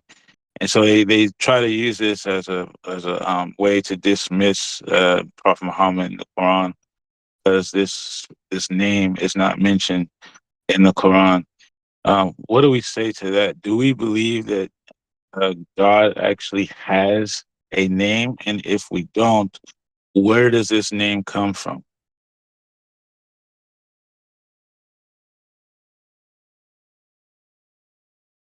The verse says, call him God, call him the most gracious. To him belong the most beautiful names. 59:24 is one of them. I thought it was in Surah 17.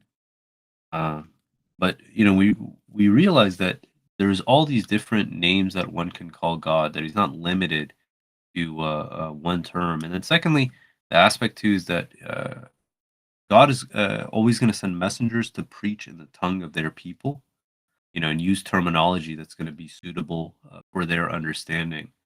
So yeah, it's worth looking more into as far as how that might be conflicting with other passages within the Old Testament. But I'm more of the mindset of just dismissing, these forms of argumentation, just because to limit God, that these specific sounds that come out of someone's mouth through the medium of air, what God's name is, I think is sort of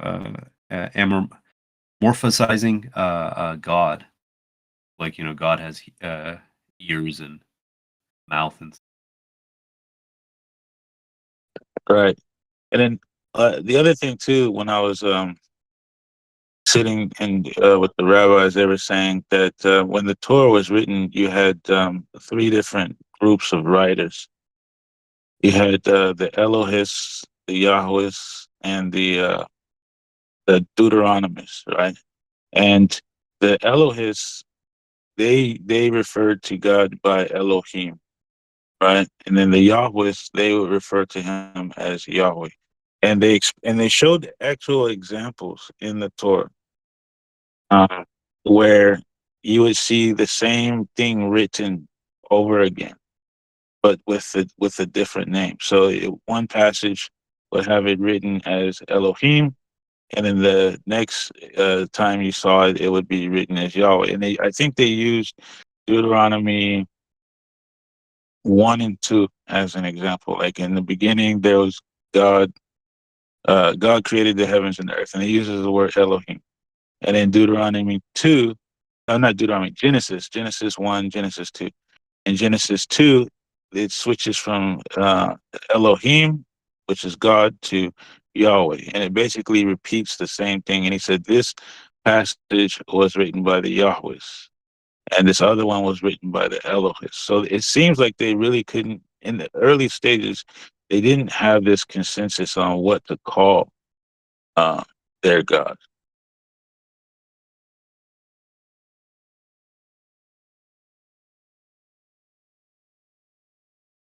Praise God. That's a really good insight.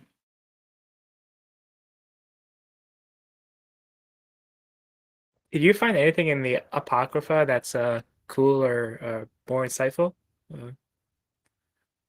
I never looked into Jewish Apocrypha, but like that's a really cool genre to read about. I got this really good book. It's the collection of 100 different Apocrypha, but barely dented it. But I put something together for the Book of Jubilees, and how it corresponds with it corrects some of these aspects or misconceptions that can be extrapolated from the Genesis. So the Book of Jubilees, it's a kind of a rewriting of Genesis and Exodus, and it highlights some of these things that kind of, if you read Genesis, you might not understand. And I'll give you a simple example. It uses this expression of sons of God. That sounds very blasphemous. And then Jubilees, it explains that, these are just angels, that part of the creation process. And then same thing with like Abraham's dream in the Book of Jubilees. It explains that this was Satan, similar to like Job, asking God, saying, hey, can I interfere with Abraham and show you that he loves his son more than he loves God? And God permitted him to give him that dream and that, understanding. So, but there's a lot in this. I don't know if I'll, how long it would take to actually go through it, but I kind of stopped there. Did you know that the majority of the Dead Sea Scrolls are like Apocrypha, like that they're not the 5 books that we expect? Like if you like look into that, like they actually found like apparently those Jews in that area, they treated them all as the same thing as books from God. You know what I mean? Yeah, they get lumped in with Gnostics. Usually, anyone that's not mainstream, they just throw them in with the Gnostic literature. Yeah, so you'll see like the Book of Enoch, and Jubilees and these other ones that didn't make it inside their existing canon. So like In when the the Quran Dead talks Sea. about Torah and gospel, like do we necessarily have to even exclude the Apocrypha? Like what if the Arabs had the Book of Jubilees in their hands and that was the Torah that the Quran was talking about? You know what I mean? It's the Well, best. it's Yeah, I mean, there's the Quran. It doesn't define, yeah, exactly what part is the Torah. We can say that within their writings they have it, right? They have enough of it for them to act upon. Same thing with the teachings of Jesus, right? We don't have like, oh, this is the actual, Injil that Jesus had, but we can say within their writings they have enough of the teachings of Jesus to be able to have the foundation of his teachings. Um, so it's like I kind of see it in that same vein where, yeah, I don't limit it to these books per se, because there is really no reason to say, okay, hey, yeah, the Maccabees should be thrown out, or Jubilee should be thrown out. Um, we don't have that indication, as far as what constitutes uh, uh, the Torah, as far as like in its entirety. And if the Book of Jubilees is with the Ethiopian Jews, right? Like that's so close to Arabia. Like to me, it makes like it seems very likely that they had it in their hands. You know what I mean? Do you know they also claim to have the Ark of the Covenant, and there's like good reason to believe they might be telling the truth? The Ark of the like is that like Noah's Ark? What? Say No, that the again? Ark of the Covenant. Yeah, so it's supposedly, I mean, it's referenced in the Quran when Saul takes command of the troops that his sign is going to be that he's going to reclaim the Ark of the Covenant, and it's going to contain, relics going to be carried by angels. So it's an actual thing. Um, and there is a temple, I guess, what I don't know what you'd call it, but they claim that it contains the Ark of the Covenant. The whole town are guards of this Ark, and only one person in their, is allowed to access it. Um, you, they become the custodian of that Ark. They're not allowed to leave the premise.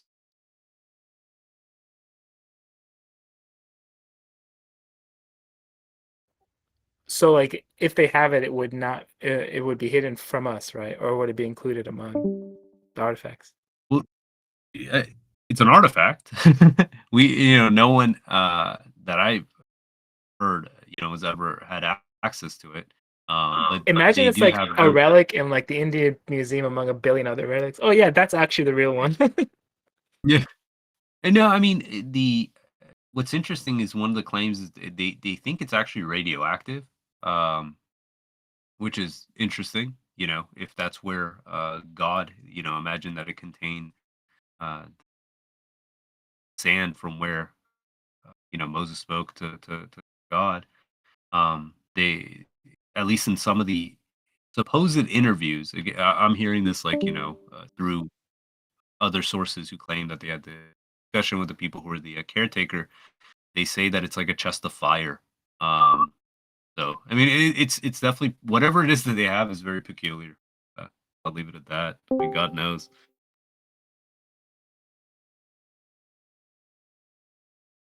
So you say they're carrying like a suitcase nuke then? Yeah. Apparently, Donald Trump has a replica of the Ark of the Covenant that's like consists of 6 pounds of pure gold.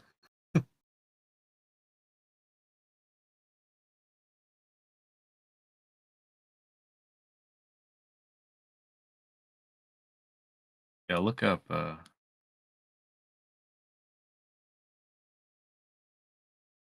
I remember seeing it in a documentary like years ago. Then hearing about it recently in a podcast.